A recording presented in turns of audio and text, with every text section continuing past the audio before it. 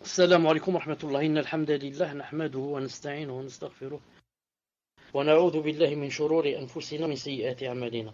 من يهده الله فلا مضل له ومن يضلل فلا هادي له، وأشهد أن لا إله إلا الله وحده لا شريك له، وأشهد أن محمدا صلى الله عليه وسلم عبده ورسوله. يا أيها الذين آمنوا اتقوا الله حق تقاته ولا تموتن إلا وأنتم مسلمون. يا أيها الناس اتقوا ربكم الذي خلقكم من نفس واحدة وخلق منها زوجها وبث منهما رجالا كثيرا ونساء، واتقوا الله الذي تساءلون به والأرحام إن الله كان عليكم رقيبا. يا أيها الذين آمنوا اتقوا الله وقولوا قولا سديدا يصلح لكم أعمالكم ويغفر لكم ذنوبكم، ومن يطع الله ورسوله فقد فاز فوزا عظيما. ألا إن أصدق الكلام كلام الله، وخير الهدي هدي محمد صلى الله عليه وسلم، وشر الأمور محدثاتها، وكل محدثة بدعة، وكل بدعة ضلالة، وكل ضلالة في النار. أما بعد، حياكم الله تعالى.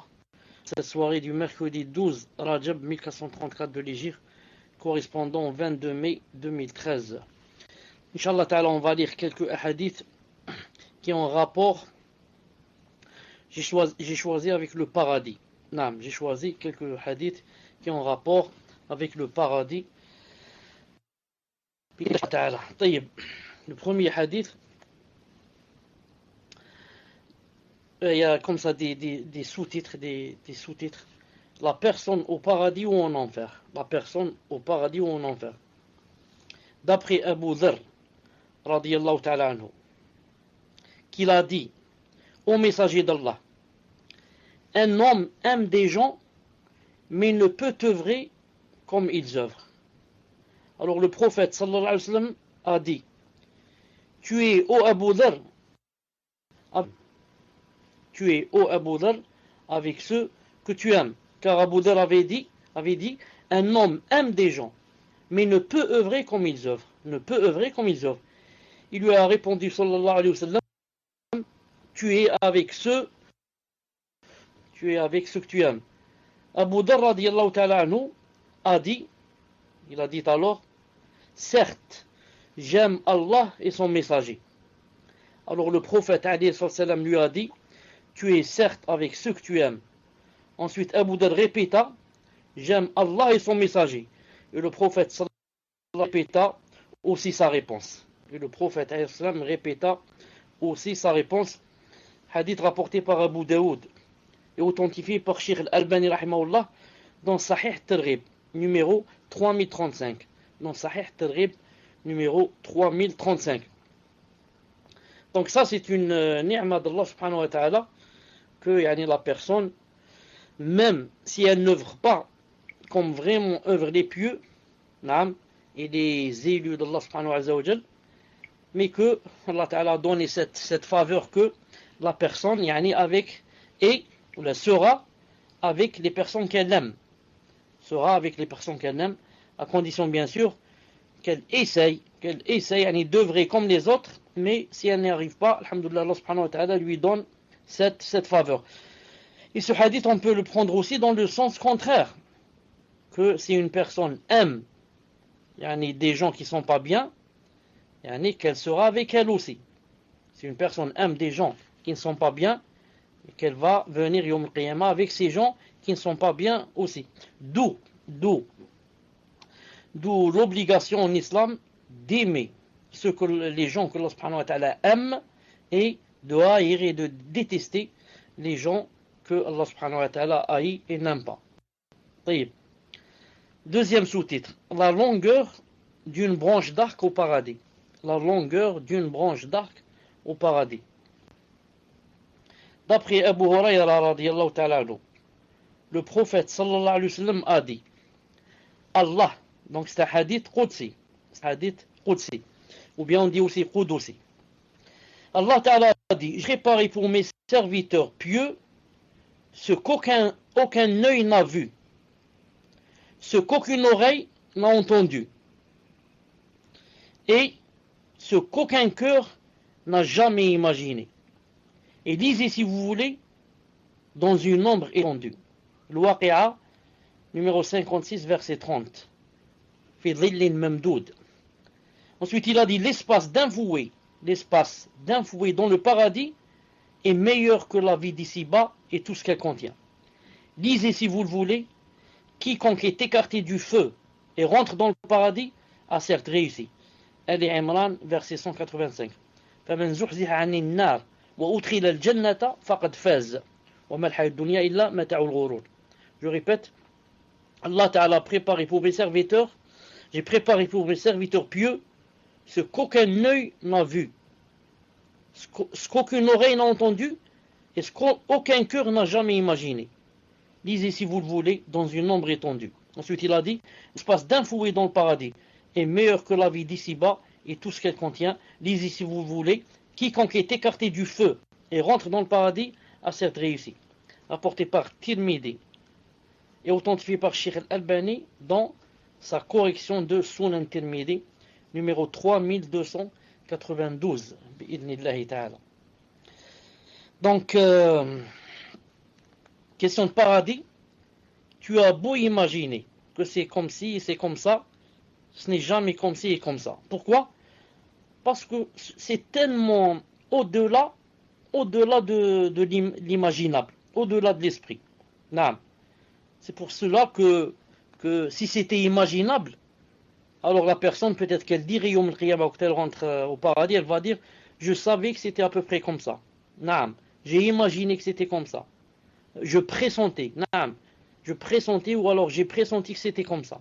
C'est impossible. C'est impossible. Tout ce que tu imagines que c'est peut-être comme ça, hein, ce n'est pas comme ça. C'est en des milliards de fois plus beau. Des milliards de fois plus beau que tu ne puisses imaginer. Troisième sous-titre, hein, si c'est possible, quand je lis les sous-titres, vous les écrivez, si c'est possible. Troisième sous-titre, les houris, entre parenthèses, femmes du paradis, les femmes du paradis. D'après Anas radiyallahu ta'ala anhu, que le prophète sallallahu alayhi wa sallam a dit, il a dit, la place du fouet de l'un d'entre vous, la place du fouet de l'un d'entre vous, ou de son pied, la place de son pied dans le paradis, est meilleure que la vie d'ici-bas et tout ce qui s'y trouve. Et si une femme, parmi les femmes du paradis, apparaissait sur la terre, elle illuminerait alors l'espace qu'il y a entre les deux, entre le ciel et la terre. Et son foulard, le foulard de la femme du paradis, ça veut dire la femme du paradis, elle porte un foulard. Et son foulard est meilleur que la vie d'ici-bas et ce qui s'y trouve. Est meilleur que la vie d'ici-bas et ce qui s'y trouve. Ce hadith est rapporté par Bukhari dans son Sahih, dans le numéro 2796. Celui qui a traduit ici le hadith quand il a dit, et si une femme du paradis apparaissait sur la terre, en fait c'est pas vraiment apparaître, non, mais si, elle jette, si ça lui était permis que, elle jette seulement un regard du ciel, elle sorte comme ça sa tête pour voir seulement vers le bas, en jetant un regard, alors elle illuminerait tout ce qu'il y a entre le ciel et la terre. Non. Les habitants du paradis.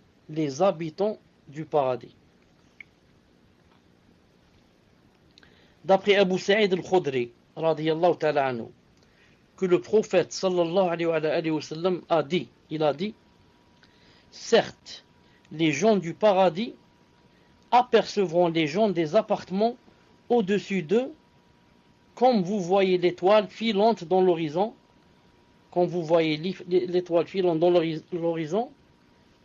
une seconde, l'horizon, qui traverse l'horizon d'est en ouest.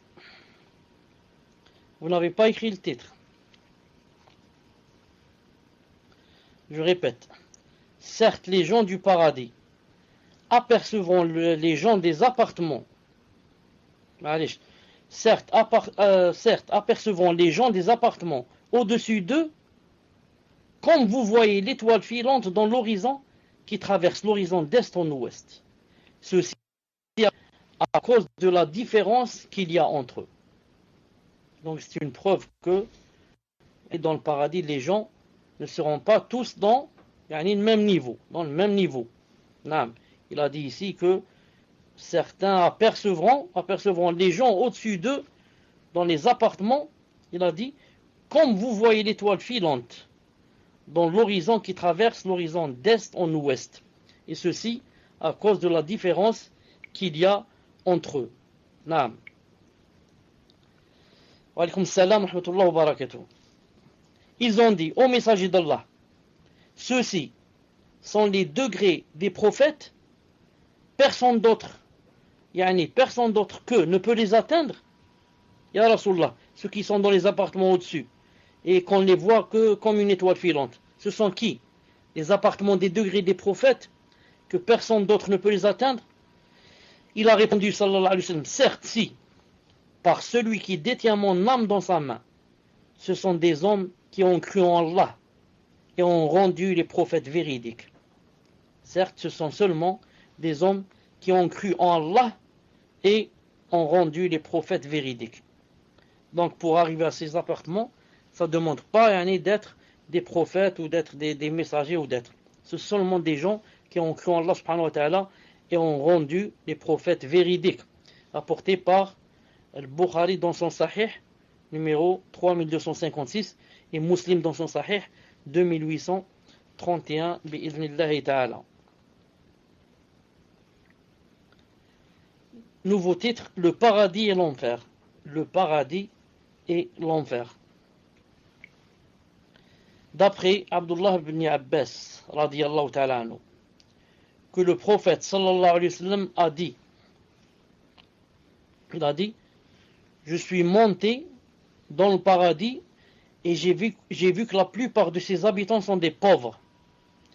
Et je suis monté dans le feu et j'ai vu que la plupart de ses habitants sont des femmes.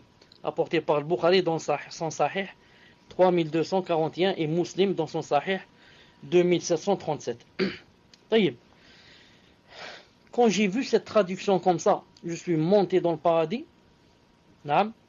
et il a dit je suis monté dans l'enfer, je me suis dit c'est pas possible que quelqu'un puisse traduire comme ça. Surtout que auparavant vous avez entendu qu'est-ce qu'il a dit? Il a dit si une femme apparaissait dans la terre. J'ai dit que il y a du louche. Ensuite, c'est un programme, je suis en train de vous lire d'un programme qui s'appelle des hadiths comme ça, qui est sur mon téléphone. Ensuite, je suis allé voir c'est qui a écrit ça, qui a traduit. J'ai trouvé que c'est, apparemment, c'est pas un musulman de souche musulmane, parce qu'il s'appelle Sylvain Sorel, comme ça, Sylvain Sorel. Je me suis dit, donc celui-là c'est un converti, et si c'est un converti, il ne faut pas lui en vouloir. Quelqu'un qui est nouveau, il ne peut pas connaître bien l'arabe, mais il a fait des efforts. Ensuite, ce qui m'a étonné, c'est que cette personne elle-même, j'ai vu qu'elle avait un autre programme qui s'appelait l'horoscope du jour. Et j'ai dit, c'est étonnant, comment d'un côté, il fait des choses comme ça sur des hadiths authentiques, ensuite, il fait avec Sheikh Al-Albani, ceci, cela. Ensuite, il a un programme sur l'horoscope. L'horoscope, c'est kofr. Celui qui croit en l'horoscope, il a mécru en Allah et au jour dernier, il sera éternellement en enfer. J'ai dit, c'est étonnant. Ensuite, je me suis dit, de toute façon, il n'y a aucune preuve que cette personne est rentrée en islam. Il n'y a aucune preuve. Peut-être qu'il fait ce... Je ne sais pas, c'est un musulman, c'est un enseignant. Je me suis dit que donc c'est peut-être... comment on appelle ça, le moustachriqoun? Comment on dit le moustachriqoun en français? Ce sont des gens d'Europe, etc., mais qui écrivent des choses sur l'islam sans pour autant embrasser l'islam. Ensuite, je me suis dit, peut-être, je vais penser du bien de lui, peut-être, je vais dire quoi? Je vais dire que il a d'abord fait le programme de l'horoscope, et ensuite, quelques années après, il est rentré en islam, et il a fait ce programme de hadith pour penser du bien de cette personne. Wallahu ta'ala alam. Ensuite, je me suis dit, mais si c'était comme j'ai pensé, ça aurait été obligé pour lui d'effacer le programme de quoi? Le programme de l'horoscope. Car quand on rentre en islam, on doit effacer tout ce qu'on a comme mauvais, si on peut l'effacer. Si un acteur rentre en islam, par exemple, il doit enlever tous les films qu'il a, les films où on le voit en train de faire le haram, en train de boire de l'alcool, en train de faire ceci, cela, il doit acheter tous les films, s'il a les moyens, et enlever tout ce qu'il a de mauvais sur lui, comme passé. Je me suis dit, pourquoi celui-là, il n'a pas enlevé le programme de l'horoscope. Al-Muhim, Allah alam. Donc, il a dit, je suis monté dans le paradis. On ne dit pas, je suis monté dans le paradis. Le hadith a dit, tala'tu. Tala'tu. Lui, il a cru, parce que talat, en arabe dialectique, si je suis monté. En arabe dialectique, on dit, tlat, tlat, tlat, ceci, cela.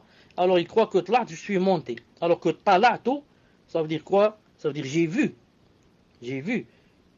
Quand vous lisez les savants, et quand ils répondent, ils disent Ittala'tu, ittala'tu ala risalatikum, j'ai lu votre message, votre lettre, et je réponds par ceci, cela. Tala'tu, donc, j'ai vu, j'ai lu.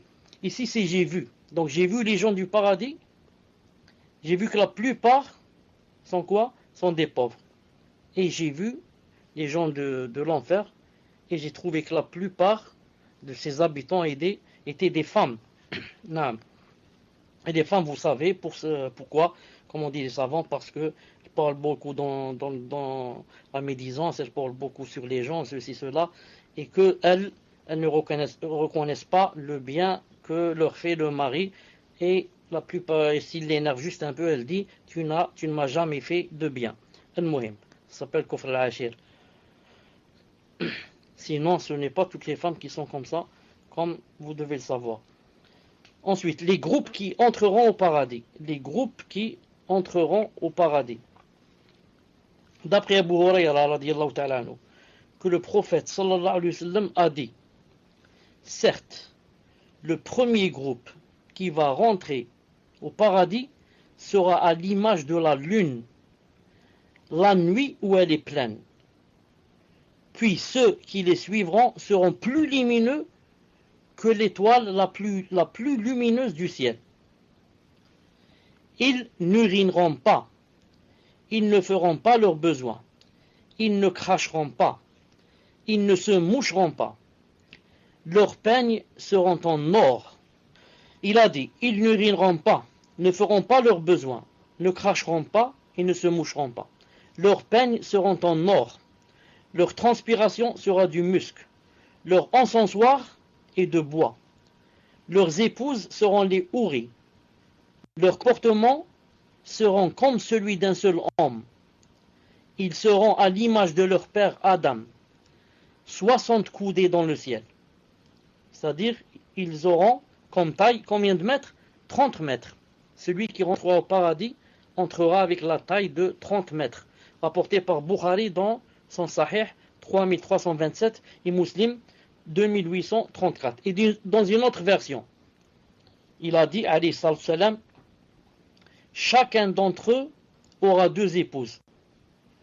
Elles seront tellement belles que l'on peut voir la moelle de leurs jambes à travers la chair.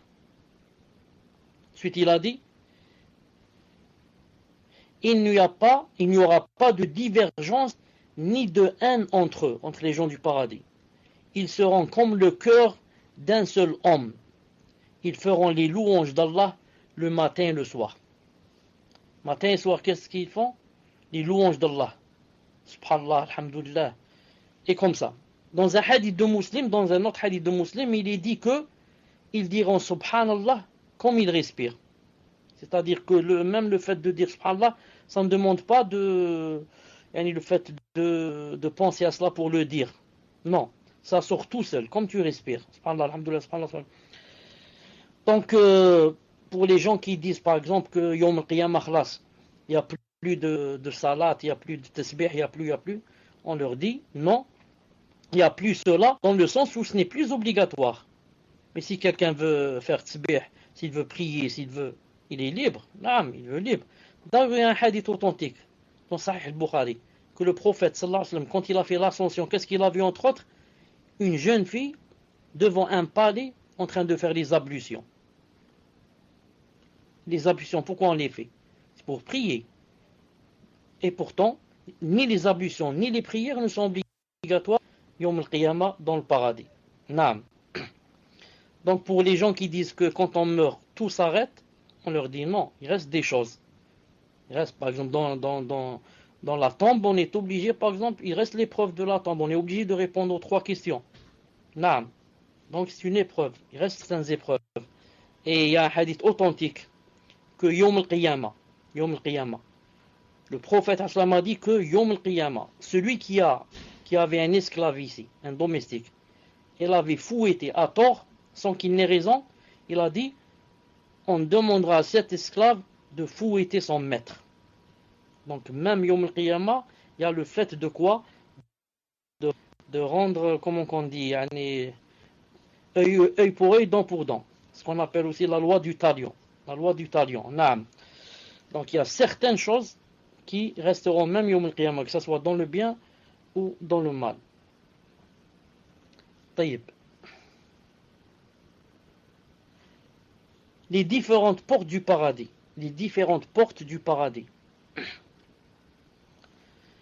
D'après Abu Hurayra radiyallahu ta'ala anhu,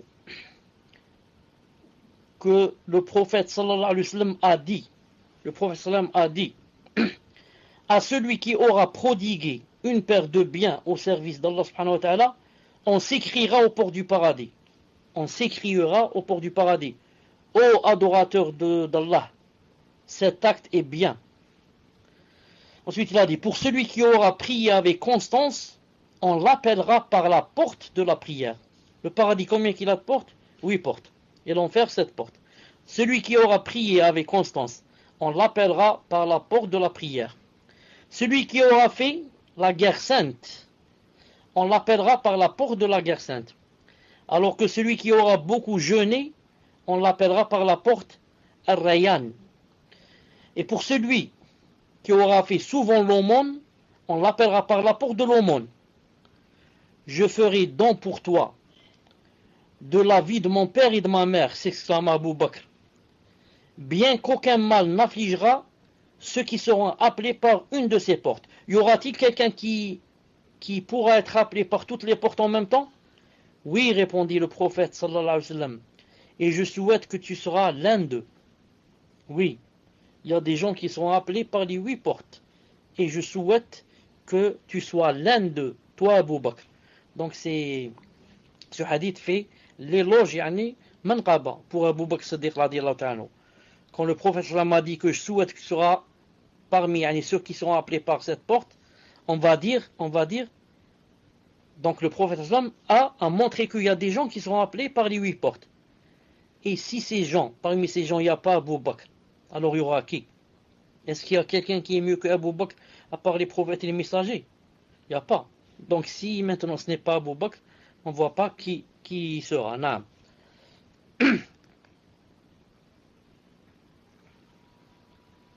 Les croyants devront se purifier de leurs mauvaises actions avant d'entrer au paradis.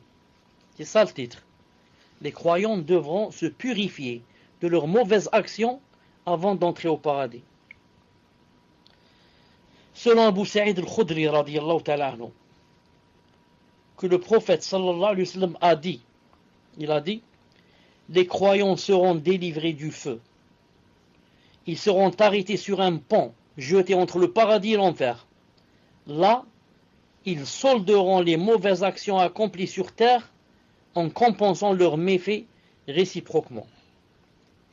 Une fois les comptes apurés et qu'ils se seront purifiés, on les autorisera à rentrer au paradis. J'en jure par celui qui tient l'âme de Mohammed dans sa main, que chaque croyant découvrira dans le paradis plus aisément son emplacement qu'il ne trouve la route de sa maison en ce monde. Allahu Akbar. Donc, hadith rapporté par qui? Par le Bukhari. Donc, ce hadith, on comprend que quoi? On ne peut pas rentrer au paradis avant de s'être purifié. Même Allah subhanahu wa ta'ala dit dans un verset, il a dit وَنَزَعْنَا مَا فِي صُدُورِهِم مِّنْ غِلٍّ إِخْوَانًا عَلَى سُرُرٍ ينظرون أو متقابلون. نعم ونزعنا ما في صدورهم من غل. طيب نسنا تشوف دقيقة je vais vous donnez ce verset, une seconde,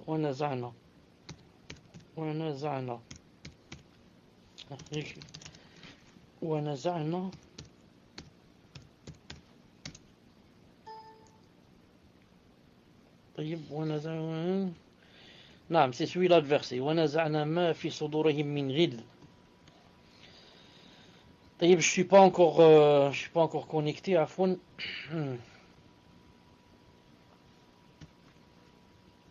Une seconde.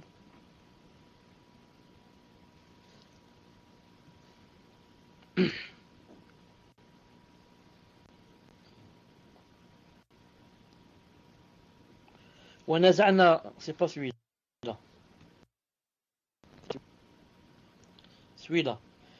وَنَزَعْنَا مَا فِيهِمْ مِنْ غِلٍّ إِخْوَانًا عَلَى سُرُرٍ مُتَقَابِلٍ. Regardez ce qu'il a dit ici.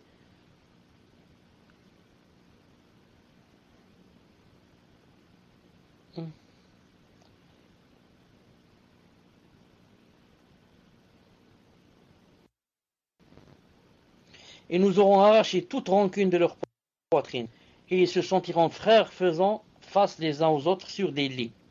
Non. C'est impossible que des gens rentrent au paradis avec des poitrines pleines de rancœur et de haine et d'adversité. C'est pas possible. Est-ce que quelqu'un sera heureux dans le paradis alors qu'il pense à quelqu'un, comment se venger de lui, et pourquoi il m'a volé, pourquoi il a parlé sur moi, pourquoi ceci, pourquoi cela. Il ne sera jamais tranquille. C'est pour ça que d'abord on se purifie, ensuite les gens ont accès au paradis pour qu'ils se sentent frères. Il a dit ils se sentiront frères. Non. Et il y avait aussi autre chose dans ce hadith. Il a dit, je jure par celui qui tient l'âme de Mohammed dans sa main, c'est-à-dire je jure par Allah que chaque croyant découvrira dans le paradis plus aisément son emplacement, sa maison, sa tente, son chat, son palais, ceci, cela, il le découvrira. Est-ce que quelqu'un peut se perdre et ne pas savoir où il habite? C'est pas possible. À chaque fois qu'il cherche sa maison, il la trouve. Il a dit, et puis est-ce qu'on fait des efforts pour trouver sa maison? On ne fait pas d'efforts. Tout le monde sait où se trouve sa maison. La même chose pour le paradis. Quand on rentre, au contraire, tu fais du bien, c'est pas ta faute, c'est le programme qui est comme ça. Je disais, quand quelqu'un rentre au paradis, il n'a pas besoin qu'on lui montre où est son endroit. Il est comme inspiré, il sait où y aller directement sans qu'il demande de l'aide et sans qu'il se trompe de chemin, malgré que le paradis, ce n'est pas comme une ville ou un pays. Le paradis, c'est des milliards de fois cette terre. Et pourtant, Allah subhanahu wa ta'ala aide la personne pour qu'elle ne se trompe jamais. L'arbre du paradis, j'ai pas lu ce qu'a dit le frère. قال رسول الله صلى الله عليه وسلم يخلص المؤمنون من النار. Les gens seront, ils finiront avec ou le feu. فيحبسون على قنطرة. Alors ils seront emprisonnés sur un pont بين الجنة والنار, entre le paradis et le feu et l'enfer. فيقص لبعضهم من بعض مظالم كانت بينهم في الدنيا. Alors il y a la lutte entre eux, pour des choses qu'ils avaient entre eux dans ce bas monde. حتى إذا هذبوا والنقوا, jusqu'à ce que, lorsqu'ils seront vraiment, ils se seront apurés, alors on va leur permettre de rentrer au paradis. Ce qu'il a dit, sallallahu alayhi wa sallam, je jure par celui qui détient mon âme, que l'un d'eux connaît, fil jannah, dans le paradis, il connaît manzilahu, sa maison, fil jannah, comme plus, mieux, il a dit mieux que le fait qu'il connaisse sa maison sur terre. Pour l'arbre du paradis, selon Abu Hurayra radiyallahu ta'ala, que le prophète a dit, au paradis se trouve un arbre qui couvre de son ombre un espace. Attendez, on va voir. Les arbres, chez il y a un arbre. Il va faire de l'ombre. Tout arbre, s'il y a du soleil, il va faire de l'ombre. cette ombre, elle va couvrir combien? Disons 5 mètres carrés, 10 mètres carrés. Supposons maximum 20 mètres carrés, si ça existe. Attendez voir l'arbre du paradis, combien qu'il couvre. Il a dit qu'il couvre de son ombre l'espace qu'un cavalier mettrait 100 ans à franchir. Supposez qu'on mette quelqu'un sur un cheval. Qu'on soit là, par exemple, sur Blida. Je vais mettre quelqu'un sur un cheval, et un cheval, un pur sang, hein, qui vraiment court et galope. Et on va lui dire, toi que là, allez, démarre. Il commence à courir sans s'arrêter sur le cheval pendant 100 ans. Quelle distance il va traverser pendant 100 ans sur le cheval? Des milliers de kilomètres. Donc il a dit, l'ombre de cet arbre du paradis va couvrir cette distance-là. La distance que fait un cavalier en galopant pendant 100 ans. Puis le prophète a dit, récitez si vous le voulez les compagnons de la droite. Quels sont donc les compagnons de la droite? Il a dit, ils se tiendront au milieu d'arbres taillés, d'acacias bien alignés, sous de spacieux ombrages. Coran 56, 27 à 30. Non.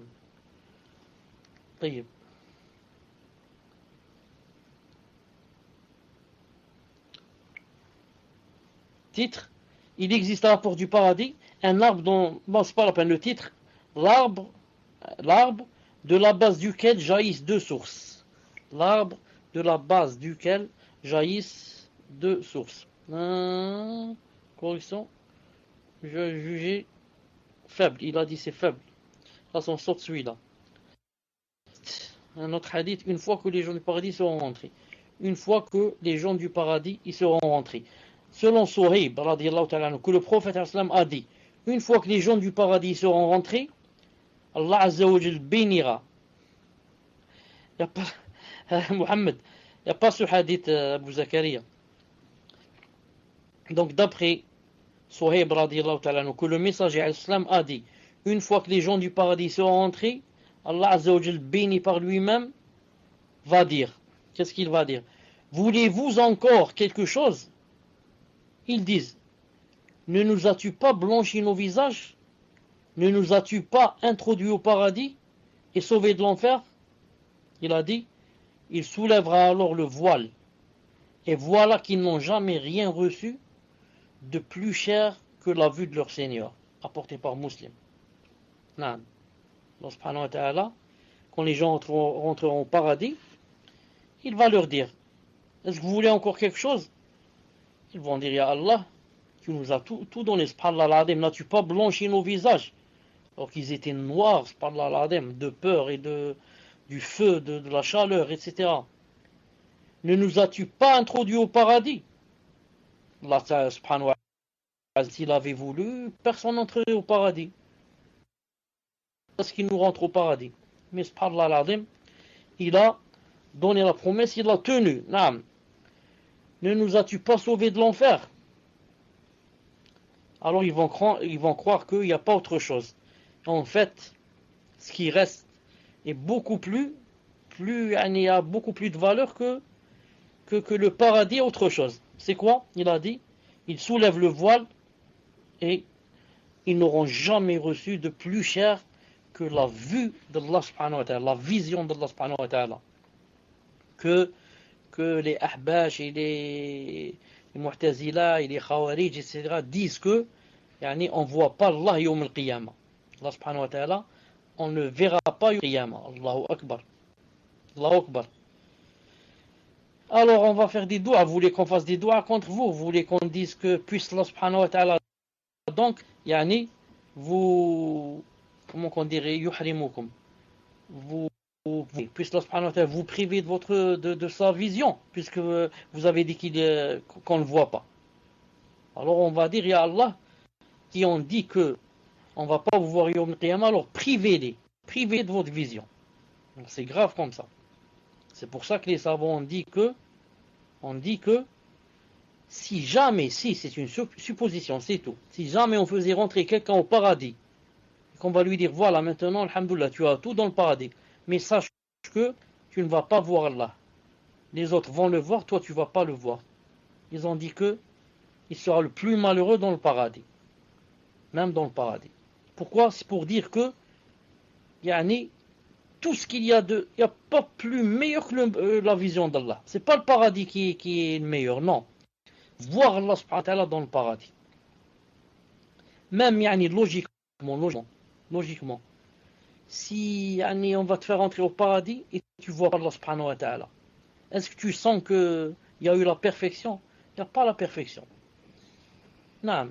Tout ce que tu vois dans ce monde comme beauté, tout ce que tu vois, les belles fleurs, non, les belles fleurs, les oiseaux, avec leur diversité, comment ils sont beaux, même le soleil, comment il est beau, tout ce que tu vois comme beau ici, c'est juste, Allah subhanahu wa ta'ala veut que tu te bases sur cette beauté pour que tu saches qu'il y a plus beau, c'est qui? C'est celui qui a créé cette beauté. Alors imagine toutes les beautés qu'il y a dans le paradis, ensuite tu ne vas pas voir le créateur de ces beautés. À quoi ça sert? Non. À quoi ça sert? L'essentiel c'est de voir Allah subhanahu wa ta'ala dans le paradis. Puisse Allah subhanahu wa ta'ala qui nous aide et nous facilite sa vision Yawm al-Qiyamah dans le paradis. Ensuite il y a des versets clairs. Des versets clairs qui disent que Allah Ta'ala, on va le voir Yawm al-Qiyamah. Mais Allah subhanahu wa ta'ala a scellé les cœurs de certains. C'est pour ça qu'ils disent qu'il n'y a pas de versets. Et ils commencent à interpréter les versets. Non.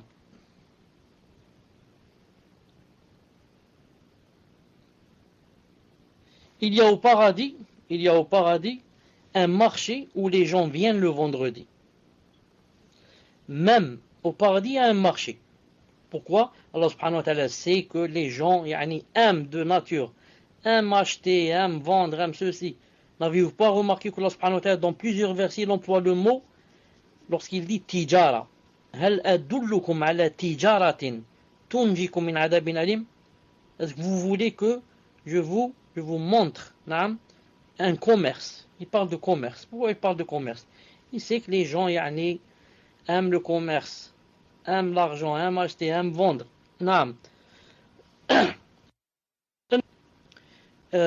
C'est pour ça que Allah subhanahu wa ta'ala dit aussi que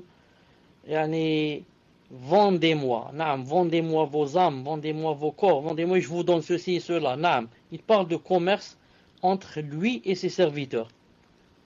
Il a dit, selon Anas, que le prophète sallallahu alayhi wa sallam a dit, il y a au paradis un marché où les gens viennent le vendredi. Donc vendredi, il n'y a pas Salat al-Jumu'ah. Il y a un marché pour ceux qui veulent aller là-bas, visiter le marché. Et bien sûr, c'est pas la peine de vous dire qu'est-ce qu'il y a dans ce marché. C'est pas la peine de vous dire qu'est-ce qu'il y a dans ce marché.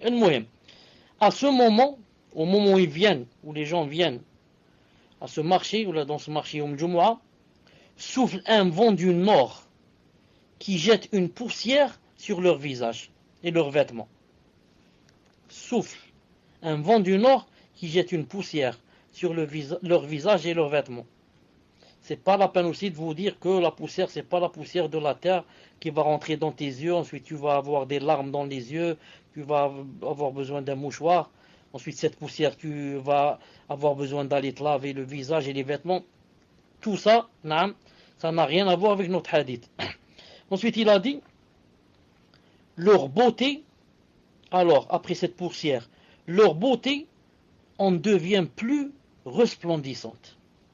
Donc cette poussière a pour effet de rendre la personne plus belle quand elle le touche.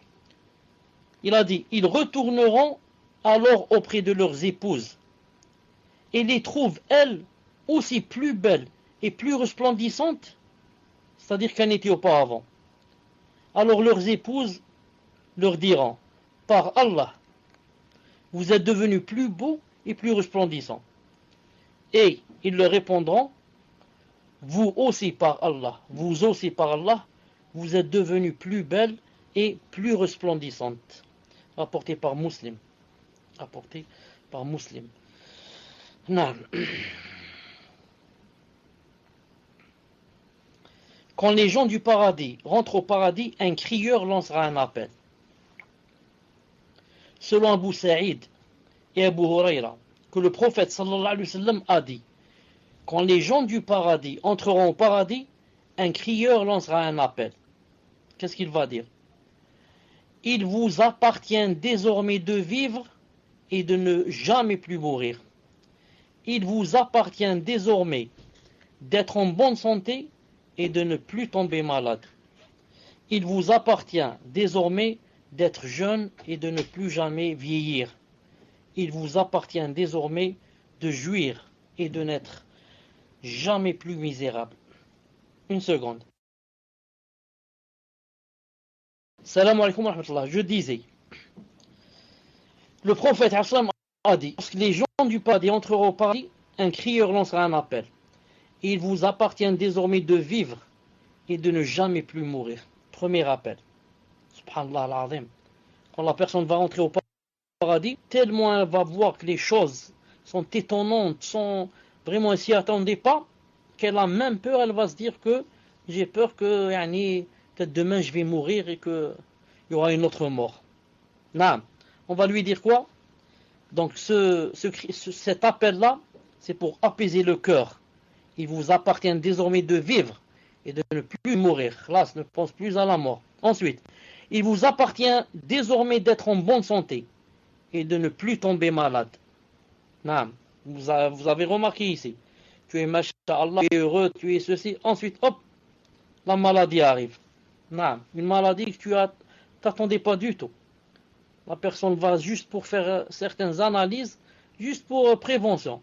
On lui dit, tu as le cancer, tu as ceci, tu as cela. Subhanallah al-azim. Donc, ça enlève ensuite toute jouissance à la vie. Ça enlève toute gaieté, tout bonheur, tout ceci. Non, dans le paradis, il n'y a pas ça. Dans le paradis, il n'y a pas ça. Il vous appartient de quoi? D'être en bonne santé et de ne plus jamais tomber malade. C'est terminé. Troisième appel. Il vous appartient d'être jeune et de ne plus jamais vieillir. Non.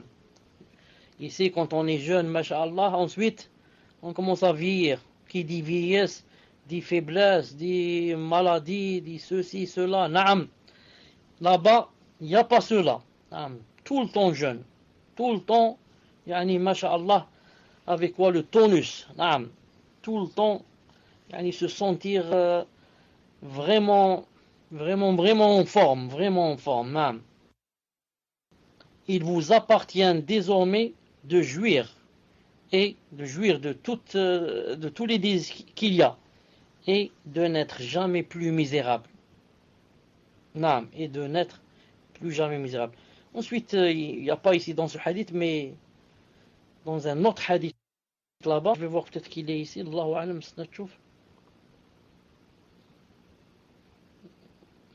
peut-être qu'il va venir. Je vais me taire, peut-être qu'il y a le hadith qui va venir. C'est mieux s'il vient à sa place. Taïb. Les habitants du paradis les plus inférieurs. Les habitants, non pas celui-là, Afoun. Les délices dont jouissent les habitants du paradis. Dont jouissent les habitants du paradis.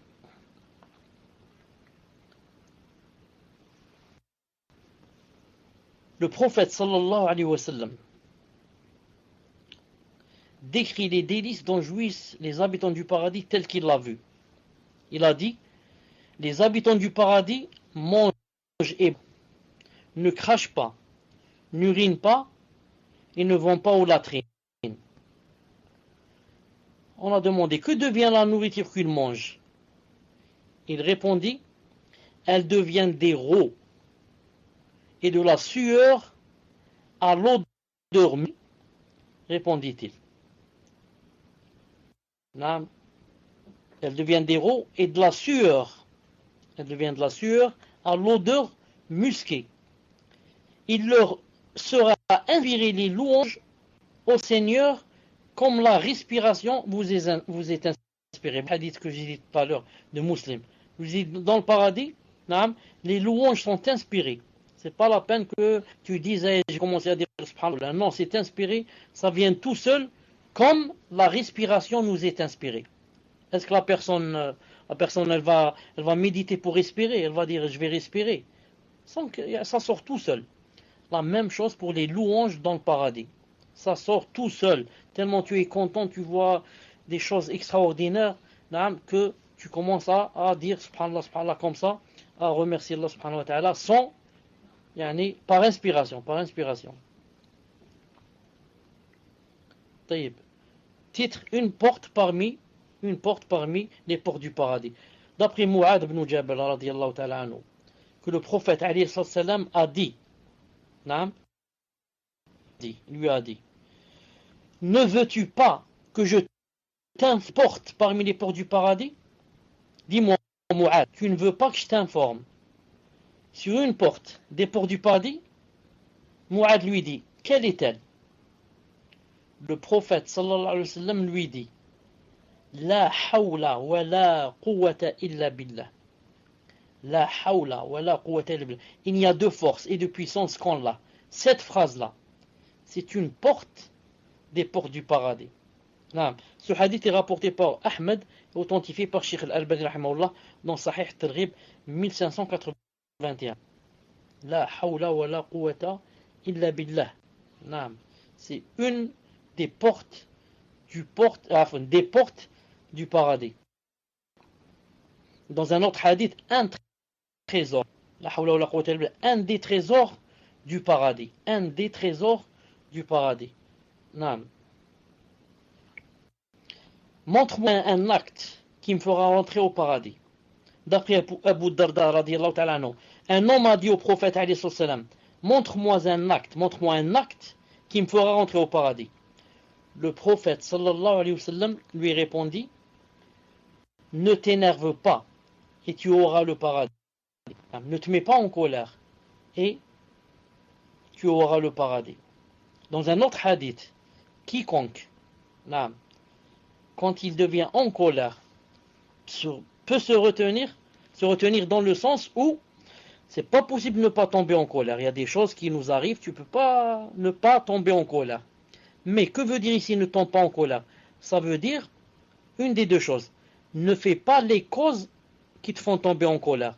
Si tu sais par exemple qu'en faisant telle chose ou en allant à tel endroit, tu vas te mettre en colère, alors éloigne-toi de cette chose.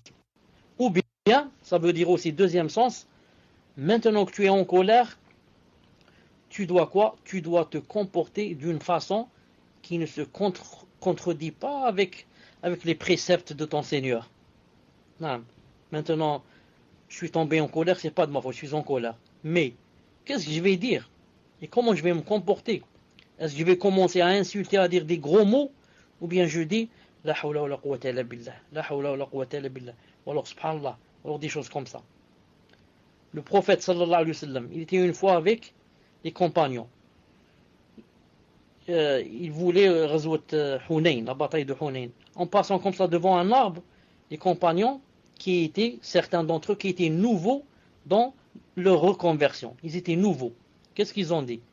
Ils ont vu un arbre comme ça, ils ont dit, Ya Rasulallah, fais de sorte que, on aille vers cet arbre-là, on va accrocher nos épées là-bas, dans le sens où, peut-être qu'il nous sera béni. Cet arbre va nous donner la bénédiction. Qu'est-ce qu'il a dit? Il a dit Allahu Akbar. Ça l'a énervé, certes. Mais qu'est-ce qu'il a dit? Il a dit Allahu Akbar. Dans une autre version authentique, il a dit Subhanallah. Il a dit Subhanallah. Rapporté par Tirmidhi, il a dit authentique. Vous avez dit, comme on dit, comme a dit le peuple de Moïse, de Moussa. Ij'al dhata anwat. Il a dit Subhanallah. Vous avez dit exactement comme on dit les autres, Ij'al lana ilahan kama lahum aliha. Fais-nous, donne-nous une divinité. Donne-nous une divinité. Donc il a dit, alayhi salam, si tu veux un acte qui te fait rentrer au paradis, ne te mets pas en colère. Ça veut dire dans le sens où, si jamais tu tombes en colère, c'est pour ça que je disais, j'ai oublié. Dans un autre hadith, le prophète a dit, Quand quelqu'un se met en colère, retient, et il n'applique pas la chose. C'est-à-dire, il ne frappe pas alors la personne. Alors, il ne se venge pas. Il a dit, celui-là, s'il se retient, on va l'appeler Yom al-Qiyamah devant tout le monde comme ça, devant tous les gens qui sont présents. Et on va lui dire, alors choisis parmi les femmes du paradis celle que tu veux. Choisis parmi les femmes du paradis celle que tu veux. Non, pourquoi? Pour avoir maîtrisé ta colère. Ensuite, le prophète sallallahu alayhi wa sallam n'a-t-il pas dit dans un hadith authentique que vous connaissez tous, n'a-t-il pas dit que parmi les caractéristiques de l'hypocrite, qu'il y avait 4 choses. Il a dit que quand il parle, il ment. S'il promet, il ne tient pas sa promesse. Ouais, rappelez-moi la troisième. La quatrième, qu'est-ce qu'il a dit? Il a dit quand il se dispute, il est grossier. Rappelez-moi la troisième. إذا حدث كذب وإذا وعد أخلف وإذا اؤتمن خان. نعم, la troisième c'est si on lui donne un dépôt, quelque chose en dépôt, disons il vole. Il rend pas la amana. Tu lui donnes quelque chose en dépôt, ensuite tu lui dis rends-moi ma amana, et tu dis tu m'as rien donné, ou là je l'ai perdu. La quatrième, qu'est-ce qu'il a dit? Il a dit, et quand il se dispute, il est grossier. Donc vous voyez, si maintenant quand une personne se dispute, elle est grossière, elle dit des gros mots. Donc où est l'islam? Où est la différence entre avant l'islam et après l'islam? Où est la différence entre avant, même s'il était musulman, où est la différence entre avant d'appliquer, quand j'étais dans le vent, quand j'étais égaré, je faisais n'importe quoi, et maintenant que je commence à appliquer? Où est la différence? Même les gens qui vont voir, ils ne vont pas sentir la différence. Et celui-là, il n'a pas changé. Mais c'est en changeant que tu prouves que tu as été, l'islam a fait sur toi un impact. Il t'a fait changer. Même les gens disent de toi, subhanallah, celui-là, il n'arrêtait pas de boire l'alcool. Subhanallah, tout le temps ivre. Regarde maintenant comment il est, masha'Allah, avec la barbe, ramis, salat, à l'heure. Il ne regarde plus les choses interdites, il ne dit plus les choses grossières. Masha'Allah. Naam. Puisse Allah subhanahu wa ta'ala nous aider. Les gens du paradis, les gens de l'enfer.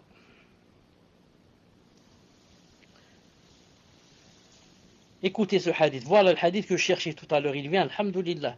Le hadith d'après Ibn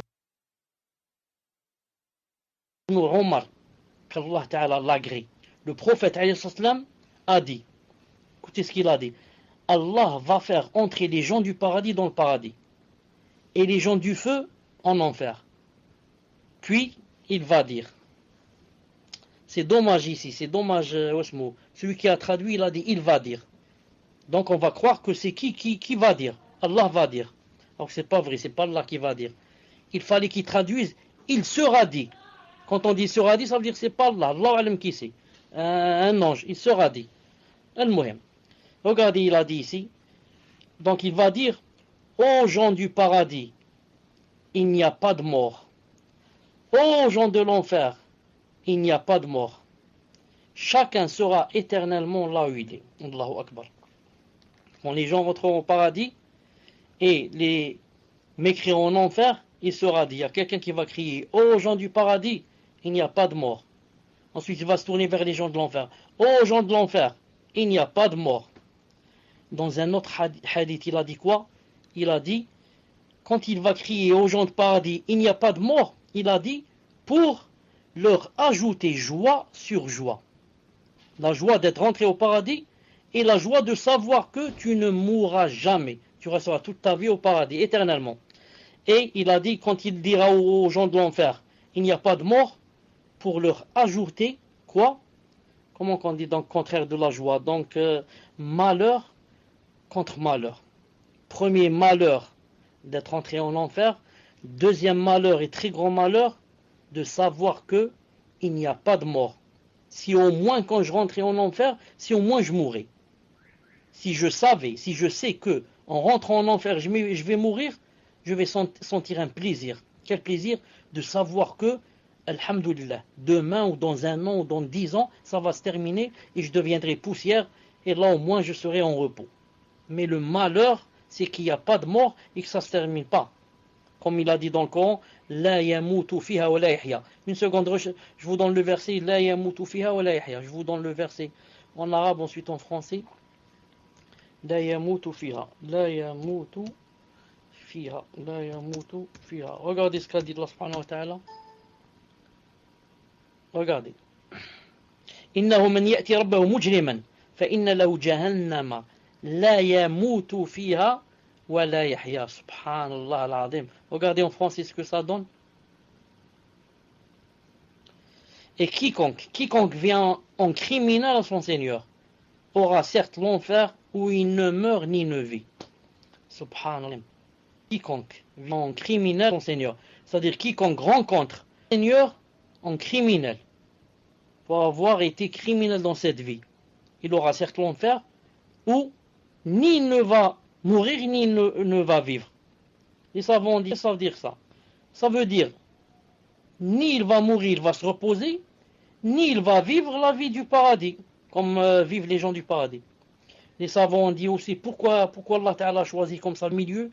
Il a dit comme dans cette vie, dans ce bas monde, quand il a vécu sa vie, 40 ans, 50 ans, 60 ans, ni il n'a vu la vraie vie en adorant son Seigneur, ni il était mort et les gens se seraient reposés de lui. Les gens auraient été tranquilles de lui, il est mort, il ne fait plus de dégâts, il n'insulte plus, il ne frappe plus. Mais là, non. Ni donc il est mort, ni il a vécu la vraie vie en adorant Allah. Mais il a vécu la vie de désobéissance. Toute sa vie, il l'a passé dans la désobéissance de son Seigneur. Nous préserver. Naam. Yamutu fiha wa la yahya. Naam. Comme les deux versets ici. Est-ce que tu peux les donner en France? Où il ne mourra ni. Mais même la traduction ici est fausse, il manque un mot. Il fallait dire ou ni il ne mourra. Ou ni il ne mourra, ni ne vivra. Naam. Wallahu ta'ala alam. Al-muhim ici on appelle à Salat al-Isha. Je dois m'arrêter ici, Inch'Allah ta'ala. Je dis subhanakallahumma wa bihamdik, ashhadu an la ilaha illa anta astaghfiruka wa atubu ilayk. On se rencontre, Inch'Allah ta'ala, dans une demi-heure à peu près. Salam alaikum wa rahmatullah. Salam alaikum wa rahmatullahi wa barakatuh, cher. Est-ce que je peux prendre le micro quelques minutes, cher? J'ai son autorisation, donc pour gagner du temps, bi'idnillah, je vais dire ce que j'avais à dire dès maintenant.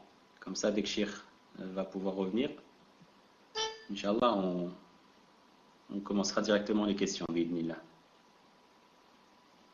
Donc en fait, je me permets avec la permission de cher déjà, parce que j'en ai déjà parlé avant, et j'espère que vous allez m'accorder votre attention et votre compréhension. Donc je voudrais prendre la parole juste quelques minutes afin de vous parler de certaines choses qui sont en rapport avec ce salon. Même si je sais que certains d'entre vous vont peut-être désapprouver et ils vont peut-être même dire c'est toujours la même cassette. Mais ce qu'il ne faut pas oublier par contre, c'est que déjà d'une part, c'est notre fonction dans le salon. Donc justement, on est là pour s'occuper de l'organisation générale et afin de faire profiter au maximum les cours qui sont dispensés dans ce salon. Et tout ce qui est en rapport avec la science, ça c'est strictement du ressort de Cheikh. Hafidhahullah.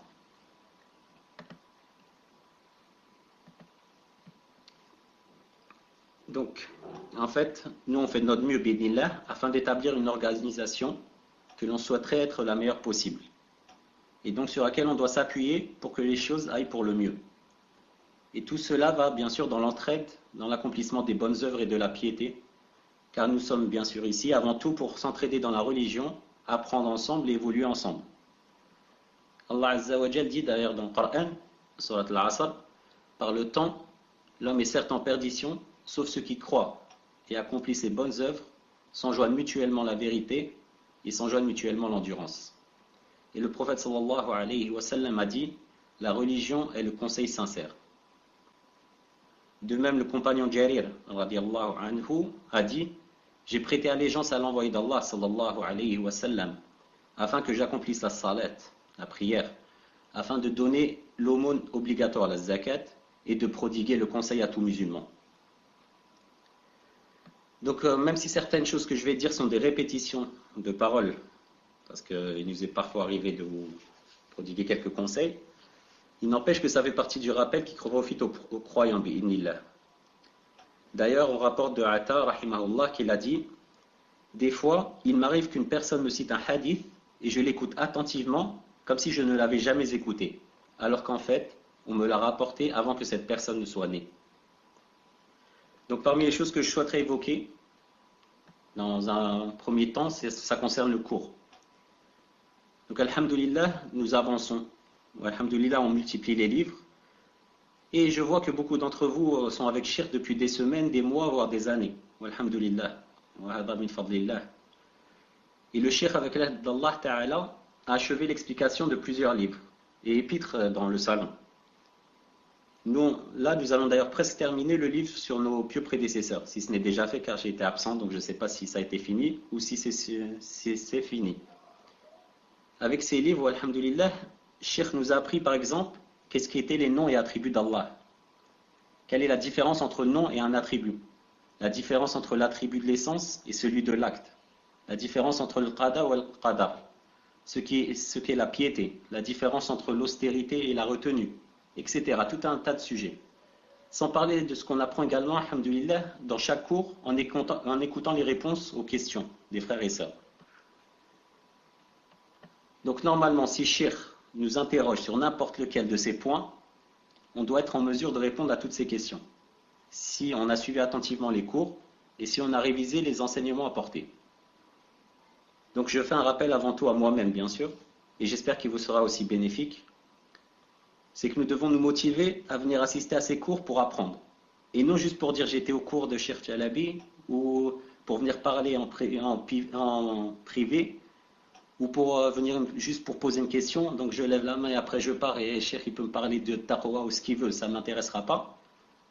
Donc on doit renforcer notre sincérité pour Allah. Donc chercher à se rapprocher de lui en apprenant son din. Chercher à diminuer notre ignorance car elle est vraiment importante. Donc comment on peut se dire salafi alors qu'on ne sait même pas ce qu'est un attribut d'Allah? Comment on dit qu'on suit les pieux prédécesseurs alors qu'on ne sait même pas qui ils sont? Comment était leur rapport avec Allah Azza wa Jal? Et aussi surtout, comment expliquer que les années passent et que notre niveau n'augmente pas? Au contraire, il régresse. Allah al-musta'an wa billahi tawfiq. Donc parmi les quelques conseils que je peux donner et qui m'ont été transmis par Cheikh Jalabi et pour lesquels j'ai trouvé vraiment un grand bienfait. Donc j'espère que ça va vous être profitable. C'est le fait d'avoir toujours à ses côtés un cahier et un stylo. Car les paroles partent mais les écrits restent. D'ailleurs, il y a même un hadith qui dit « Préservez cette science par l'écriture » ou par le livre. Ainsi, des fois on entend une parole, on la garde en tête quelque temps en croyant qu'on ne va pas l'oublier. Ensuite, peu de temps après, si on nous interroge sur ce sujet, on se souviendra certes avoir entendu parler, avoir un vague souvenir qu'on a déjà entendu cette parole, mais impossible de donner une réponse satisfaisante, même de savoir d'où on l'a entendu ou autre.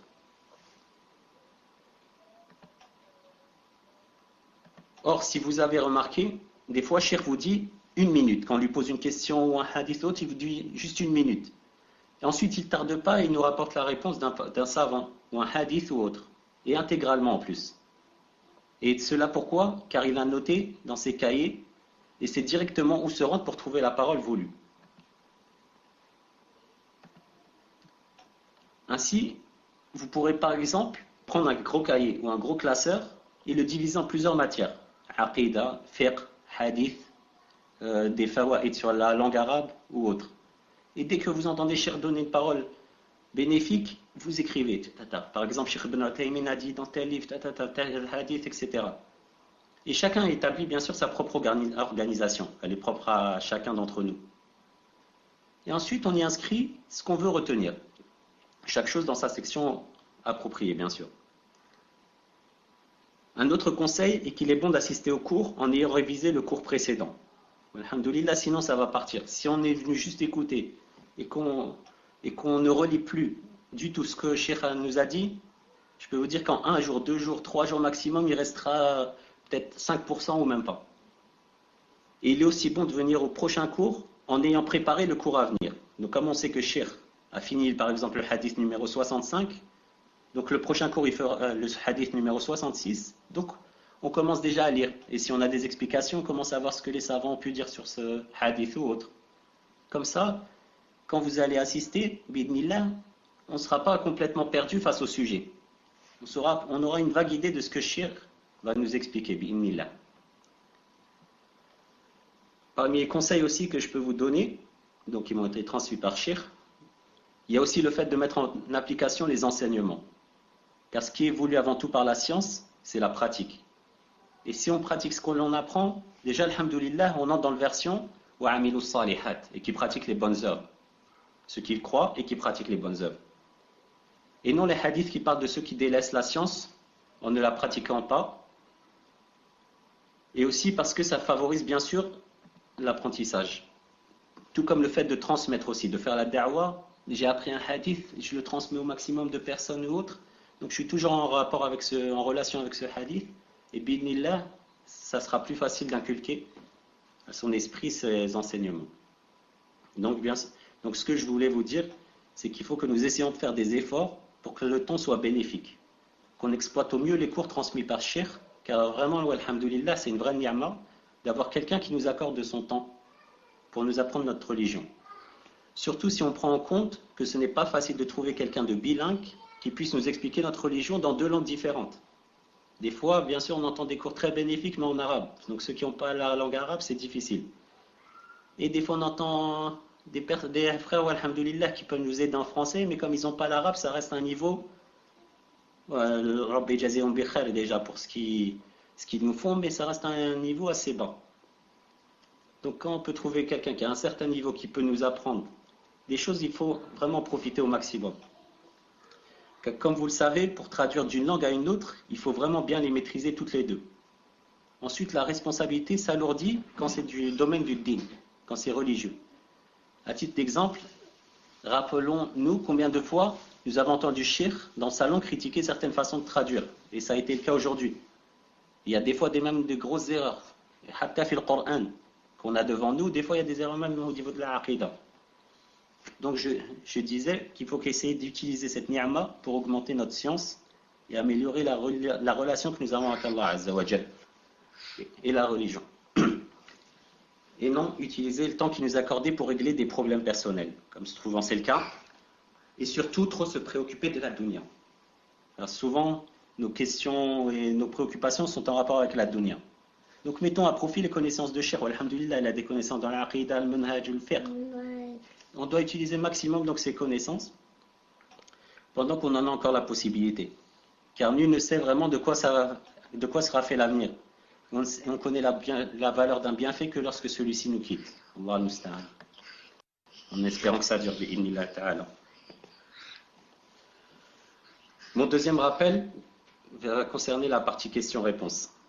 Je m'excuse encore si j'ai tardé, mais je préfère que ça soit dit en une seule fois et, alhamdoulilah, et qu'on essaie de marcher sur ça.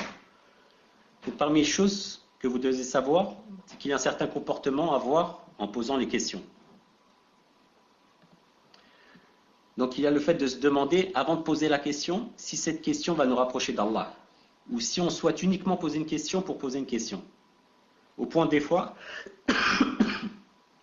où la personne peut se dire, tiens, aujourd'hui je vais poser une question à Cheikh Chalabi, mais qu'est-ce que je peux lui demander? Juste pour le plaisir de poser une question, ou pour voir son nom cité ou autre.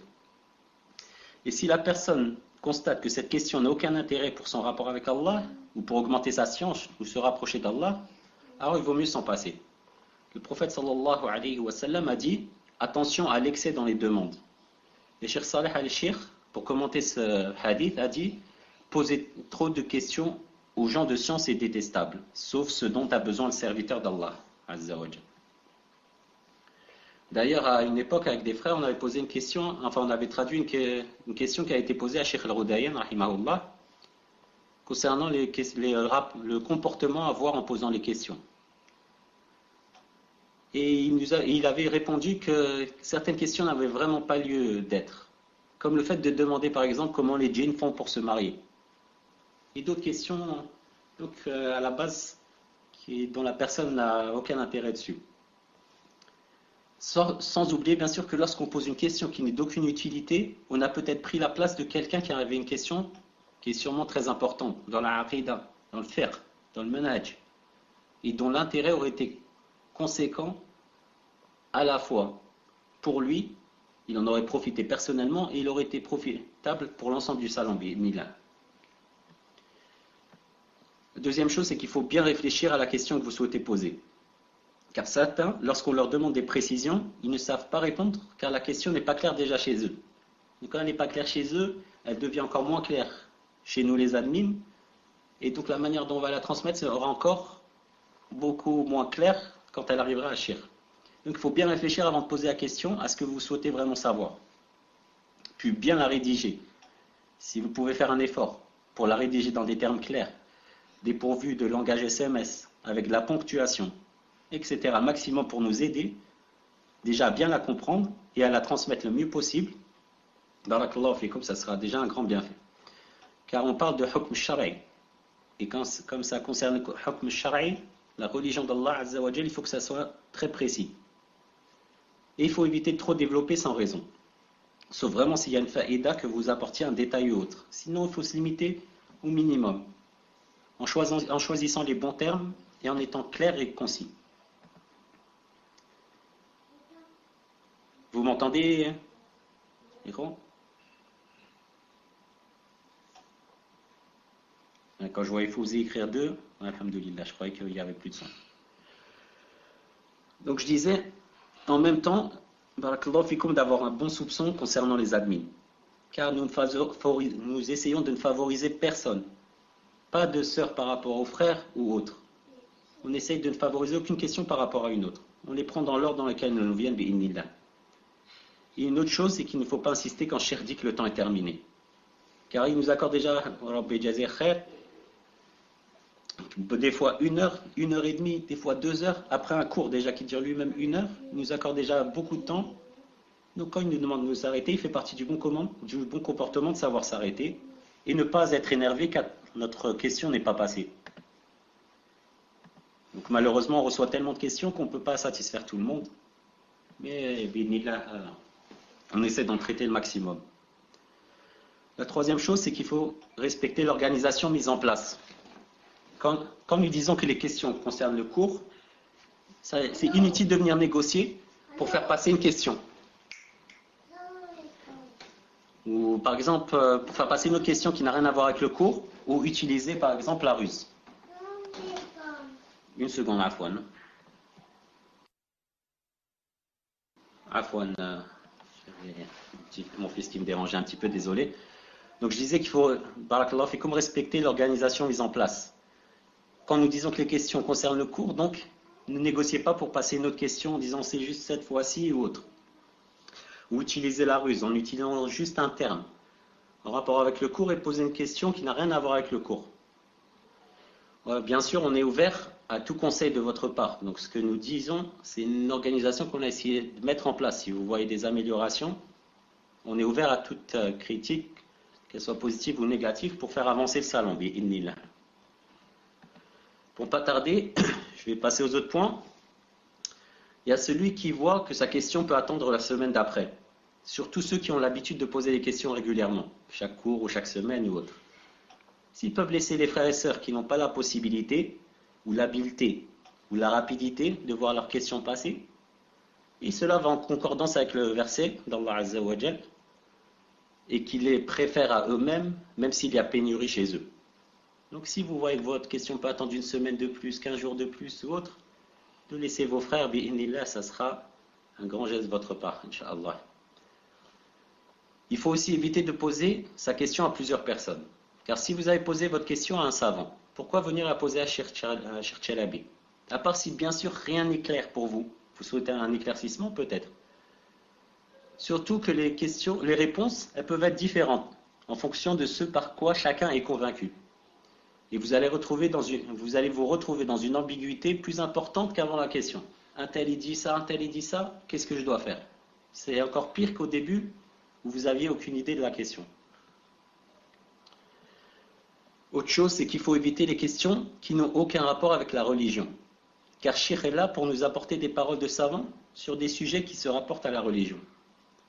Ainsi, il faut éviter les questions qui sont du ressort de la médecine, par exemple. Cheikh n'est pas médecin.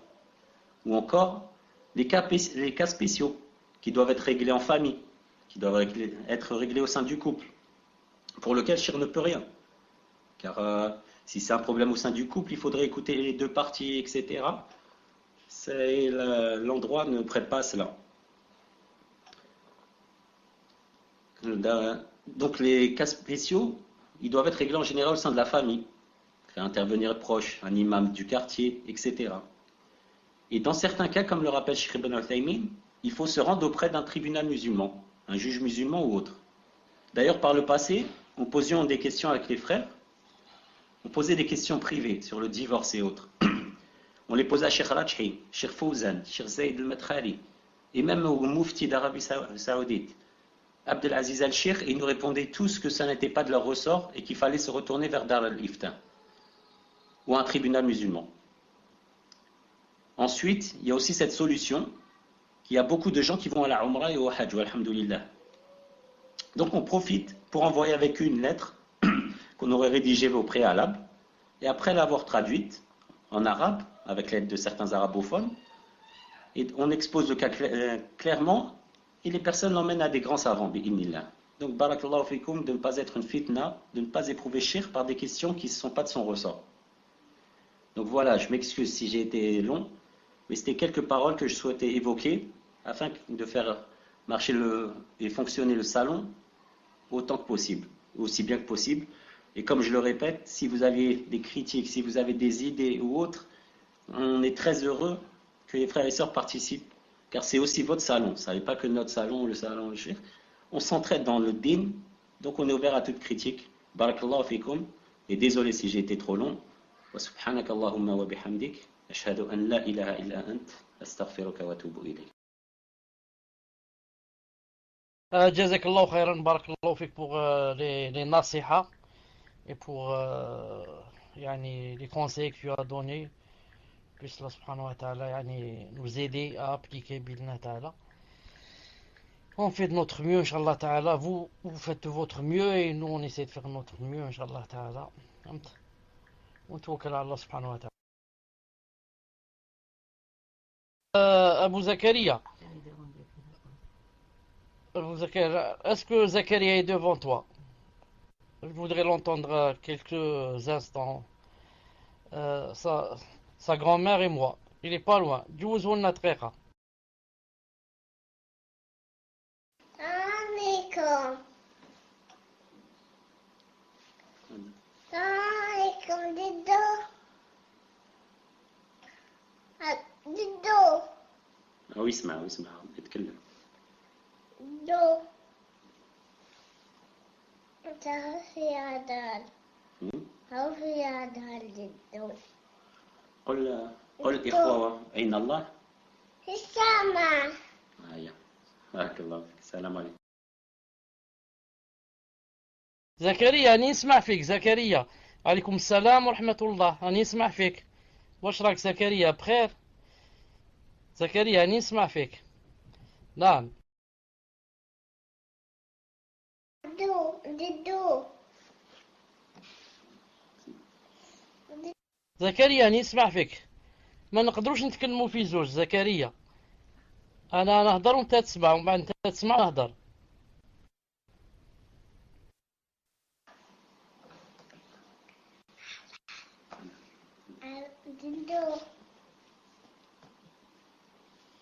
دو. أو يسمع يتكلم. دو.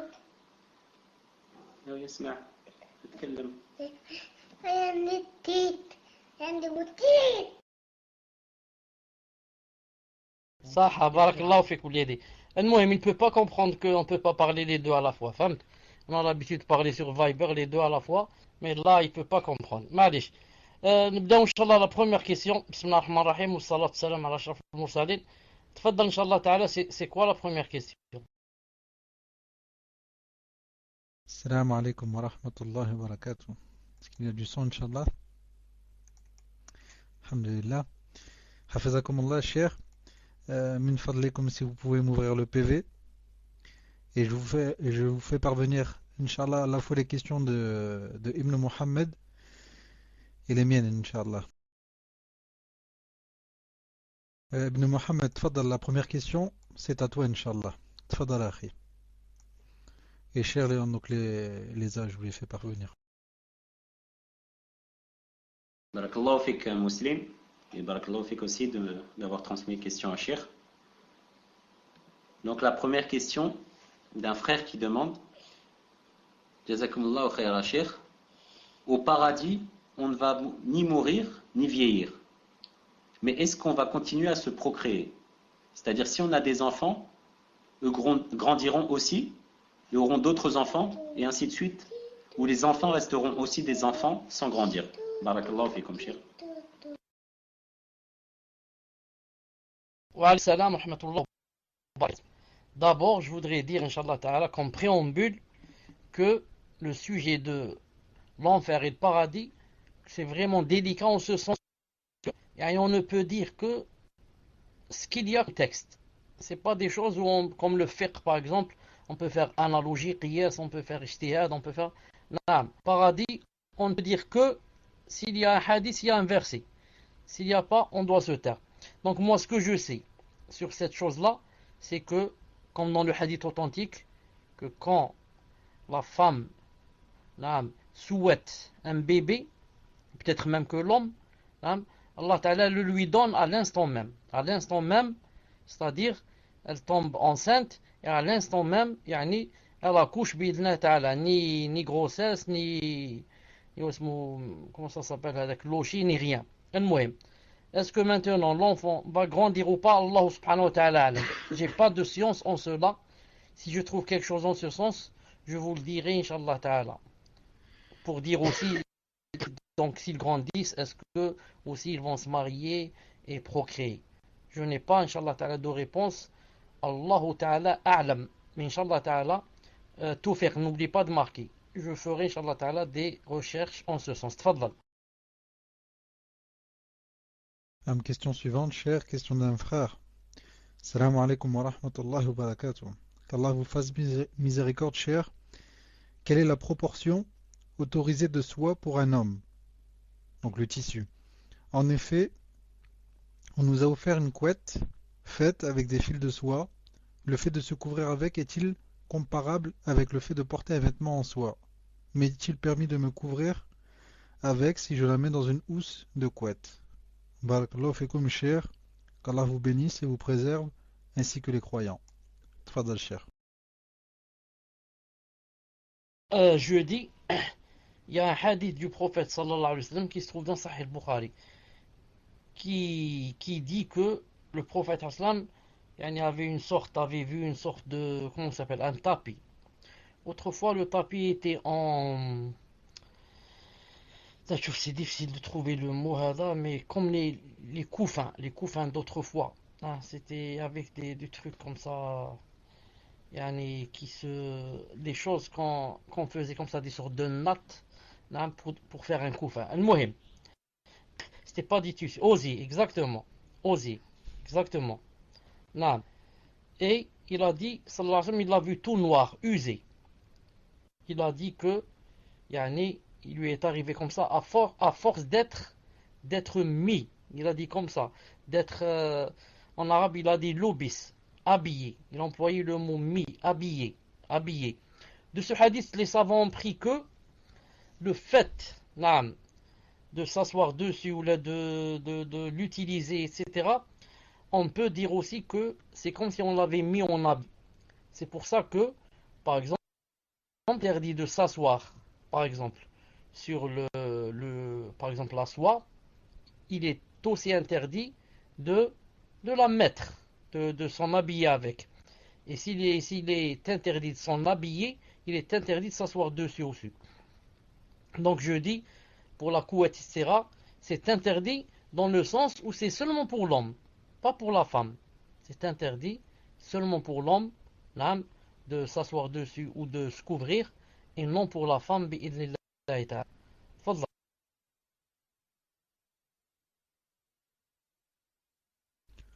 Naam, cher, il y a une partie de la question qui demande si cette couette est mise dans une housse de couette. Allahu alam, je ne sais pas s'il y en a en Algérie. C'est c'est un genre de pochette, cher. Pour simplifier, c'est un genre de pochette dans laquelle on rentre la couette et on appelle ça une housse de couette. Allahu alam, je ne sais pas si vous voyez ce que c'est. Tfadal, cher. Tu veux dire on la rentre dans une pochette? Tu veux dire qu'on la rentre dans une pochette, par exemple pour la prendre, ça devient une pochette en plastique, parle de cela. Non, en fait, par exemple, cher, si vous avez une couette qui est usée, par exemple, le tissu de la couette, il est usé, il existe des housses dans laquelle, en fait, on va recouvrir la totalité, en fait, ça mesure la même taille que la couette, et en fait, la couette, on la glisse dedans, et on l'utilise toujours comme couette, en fait. Ça s'appelle une housse de couette. Wallahu alam, je ne sais pas s'il y en a chez vous. Tfadal, cher. Si je trouve une photo, sinon je vous la fais parvenir, Inch'Allah. Muslim, Hagart al-Jazair, on a des housses de couette, je te confirme. Les cheikhs, en fait, c'est comme les housses pour, couvrir les matelas ou autres. C'est comme des draps et ça enveloppe toute la couette, comme ça la couette ne se salit pas, ou si elle est usée, ça recouvre. لا لا j'ai pas يعني la relation avec la question, c'est quoi la pochette, etc. Après, supposons qu'il y ait Algérie, après. Naam, explique-moi, j'ai pas compris. Non, mais cher, car vous disiez que la soie, elle est interdite pour l'homme, pas pour la femme.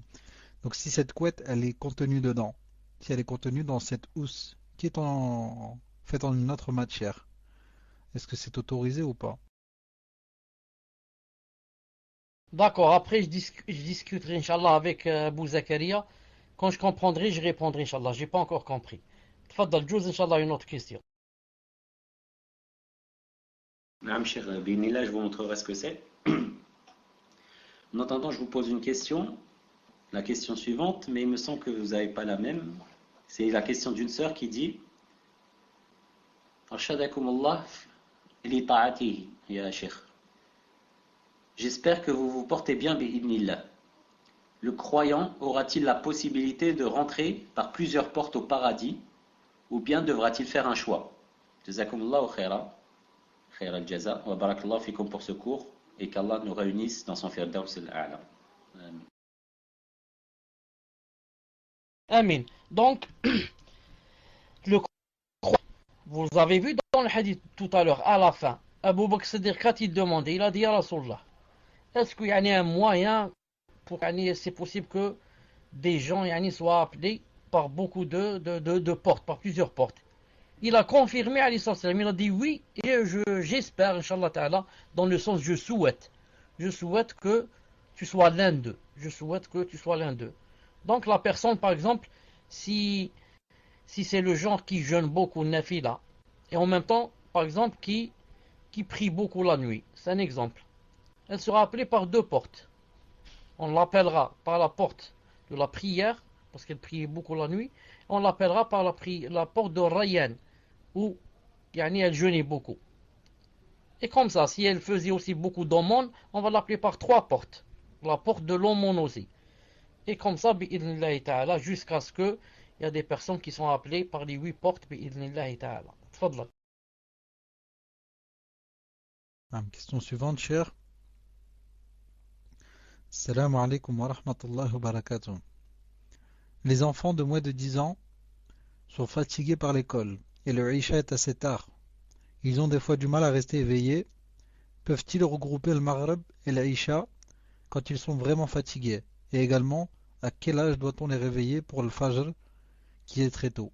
Barakallahu fikum. Tfadal, Cheikh. Wa alaykum salam wa barakatuh. Il faudrait remarquer qu'il y a 3 étapes. La première, avant 7 ans. Toute l'époque disons de 3 ans, 4 ans jusqu'à 7 ans. Où, si on lui salat, yani, on a ni péché ni rien. Naam. Ensuite, à 7 ans, la deuxième étape, entre 7 et 10 ans. Dans cette étape-là, on doit lui parler de la salat. Et lui dire, viens faire la prière, fais ceci, fais cela. Même si on ne le frappe pas, quand il ne fait pas de temps en temps. Naam. À partir de 10 ans, maintenant, quand il rate une salat ou bien, on le frappe. Naam. On le frappe si, bien sûr, si on sait qu'en le frappant, ça marche. Peut-être il y a des garçons qui, tu le frappes pas, ça lui fait rien. Donc on lui cherche, c'est quoi son point faible pour, disons, le punir. Naam. Et quand on dit on le frappe, c'est pas on le frappe avec la ceinture ou bien avec une barre de fer. Non, on le frappe, il y a quelques tapes comme ça, juste pour lui faire peur. Bi'idhnillahi ta'ala. Donc maintenant, elle dit moins de 10 ans. Moins de 10 ans, donc, c'est même pas l'étape où on frappe. Donc dans cette période-là, de temps en temps, s'il groupe, à cause de, comment qu'on dit, à cause de la fatigue, c'est plus ou moins permis, bi'idhnillahi ta'ala. Juste, il ne faut pas abuser pour que l'enfant ne prenne pas ça pour habitude. Et qu'il croit que c'est permis et que quand il va dépasser les 10 ans et il va être pubère aussi, il aura pris l'habitude de grouper comme ça facilement. C'est pour ça que faut, Inch'Allah Ta'ala, savoir prendre de la permission et ou prendre de l'autre. L'azima, bi'idhnillahi ta'ala. La même chose pour Salat al-Fajr. La même chose que j'ai dit pour toutes les salats s'applique aussi pour Salat al-Fajr bi'idhnillahi ta'ala. Tfaddal. Barakallahu fikum, cheikh. Question suivante. Question d'une sœur qui demande Hafidhakumullah ya cheikh. Au sujet du hadith dont vous avez mentionné, concernant la parole la hawla wa la quwwata illa billah, qui est le fait de dire, est-ce que le fait de dire cela ouvre une porte du paradis ou est-ce une porte du paradis qui s'appelle comme ça? Jazakumullahu khaira, jazakumullahu al-jannatul firdaus ya cheikh, ainsi qu'à toute la Rome. Amin ya Rab. الأخ أبو زكريا, si c'est possible de relire la question, اسمح لي, تفضل. Naam, cheikh. Donc la question est la question d'une sœur qui vous dit Hafidhakumullah ya cheikh. Au sujet du hadith que vous avez mentionné sur la parole de la hawla wa la quwwata illa billah, est-ce que le fait de dire cela ouvre une porte du paradis ou est-ce une porte du paradis qui s'appelle comme ça? Jazakumullahu al-jannatul firdaus ya cheikh, ainsi qu'à toute la roue. Wa alaykum salam wa rahmatullahi wa barakatuh. Tawfiq, note cette question, car en fait, ça, comment on donne interprétation, c'est possible que ça soit une porte, c'est possible comme c'est aussi un moyen d'ouvrir, d'arriver à cette porte. C'est pour ça que je dis Allahu Ta'ala a'lam. Je répondrai dans le prochain cours, Inch'Allah. Tfaddal. Alors, question suivante, cher. Question d'une sœur. Qu'Allah vous préserve et vous donne la sincérité.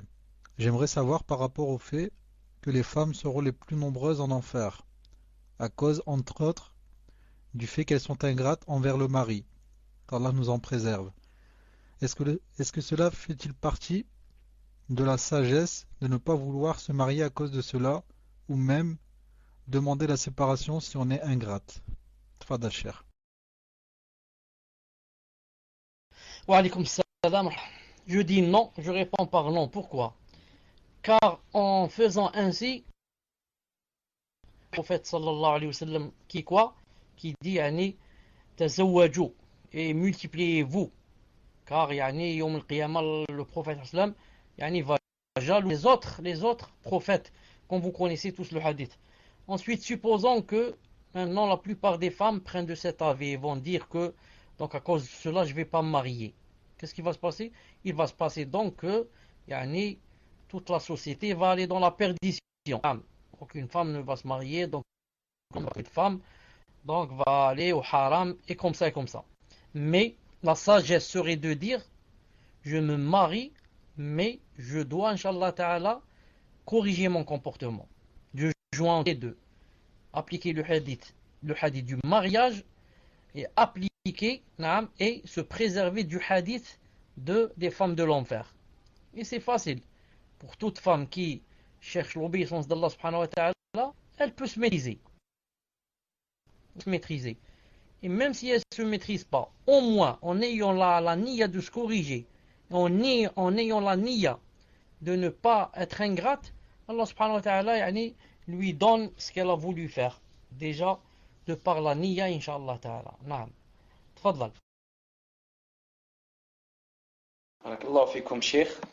Question suivante d'un frère qui demande, Ahsanallah ilaykum, Cheikh, est-ce que les femmes qui iront au paradis devront être voilées devant les autres hommes du paradis? Barakallahu fikum wa hayakumullah. Est-ce qu'elles devront être voilées devant les autres hommes? Barakallahu fikum. En fait, la jalousie chez l'homme, c'est une chose qui existe dans cette vie et dans l'au-delà. L'homme a été créé et restera toujours jaloux de sa femme et n'acceptera pas qu'un autre homme voit sa femme de ce qu'il ne doit pas voir d'elle bi'idhnillahi ta'ala. C'est pour cela que l'homme ne verra que ses épouses à lui et sa famille. Sinon les hommes, les femmes en général, elles sont voilées bi'idhnillahi ta'ala. Tfadlal. Question suivante, cher. Question d'un frère. Hayakumullah. Je voudrais savoir quand la prière est de 4 raka'a, si on peut, lorsque l'on a fini le premier tashahhud, faire des du'as en attendant que l'imam se relève, ou bien doit-on baisser notre doigt ou le garder tendu? Tfadal, cher. Afwan, j'étais en train de préparer le timer. Tfadlal, c'était quoi la question? Tfadlal. Je vous la répète, cher. Donc un frère dit, Hayakumullah, je voudrais savoir quand la prière est de 4 raka'a, si l'on peut, lorsque l'on a fini le premier tashahhud, faire des du'as en attendant que l'imam se relève, ou bien doit-on baisser notre doigt ou le garder tendu? Tfadal, cher. Ce qu'il faudrait que vous sachiez, Inch'Allah Ta'ala, c'est que dans la prière, il n'y a jamais une pause, où on est là, sans rien faire, en train de se taire dans la salat. Quitte à quoi? Quitte à relire une autre surah, quitte à relire la même surah. Mais c'est pour ça que quand on fait par exemple le tashahhud, supposons je suis derrière l'imam, j'ai terminé le tashahhud avant lui, ça arrive. Je ne dois pas descendre mon doigt et attendre, mais je dois continuer à lever, diriger mon doigt vers la qibla et le bouger légèrement, tout en faisant les doigts qui sont connus, que disait le prophète sallallahu alayhi wa sallam de préférence. Et quitte à les refaire. Par exemple, je ne connais pas de doigt. Et maintenant l'imam a tardé. Je répète. اللهم إني أعوذ بك من عذاب جهنم ومن عذاب القبر المحيا والممات من فتنة المسيح الدجال. Et je répète. Sinon, il y a beaucoup de doigts du prophète sallallahu alayhi wa sallam avant de quitter la salat bi'idhnillah ta'ala. Tfadlal. Barakallahu fikum, Cheikh. Question suivante d'une sœur qui demande, concernant le hadith, la personne sera au paradis avec celui qui l'aura aimé. Comment faire avec sa famille non musulmane? Devons-nous ne pas les aimer ou les aimer par les liens familiaux et détester les actes de mécréance? Barakallahu fikum, Cheikh, de nous expliquer ça. Wa wafaqakumullah, et qu'Allah nous accorde al-firdaus à tous. La question quand elle dit, devons-nous ne pas les aimer ou les aimer par les liens familiaux et détester les actes de mécréance?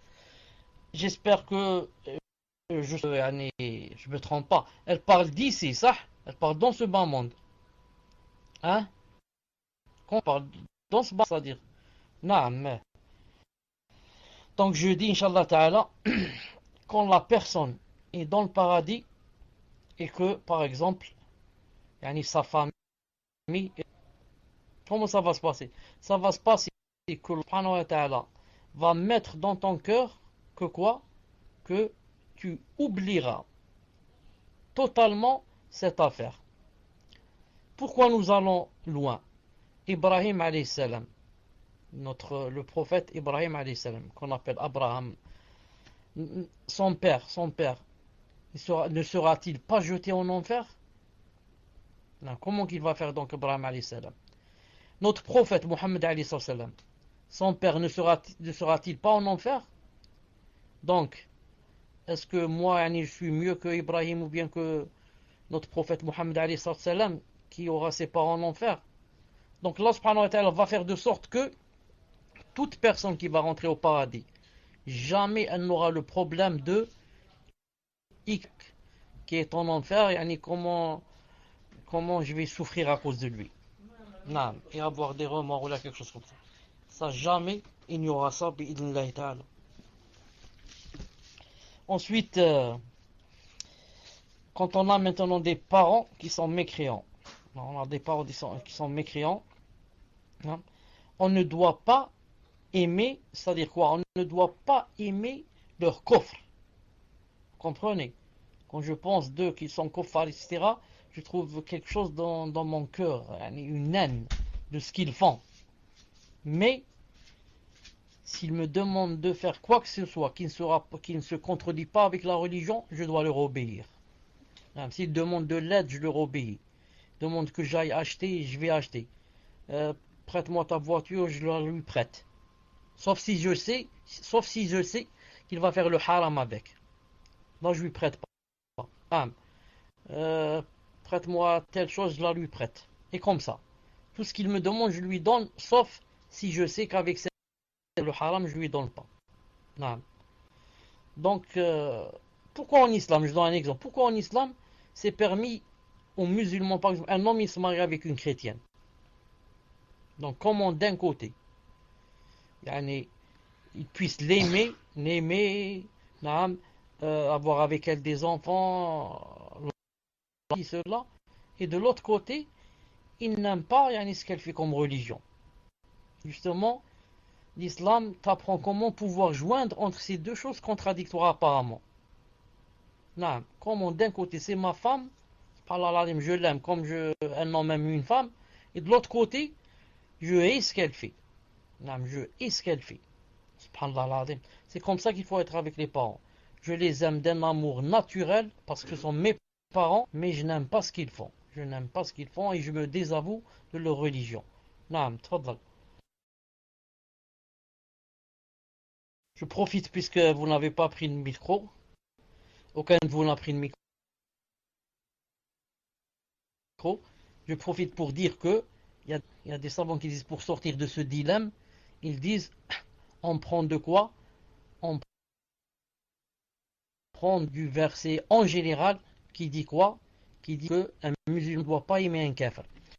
Et reste pour les parents qui sont des kuffars, je leur obéis sans les aimer. Non. Regardez le verset qui va suivre. Le verset, une seconde. Regardez ce verset. Une seconde. Le verset. Regardez ce verset.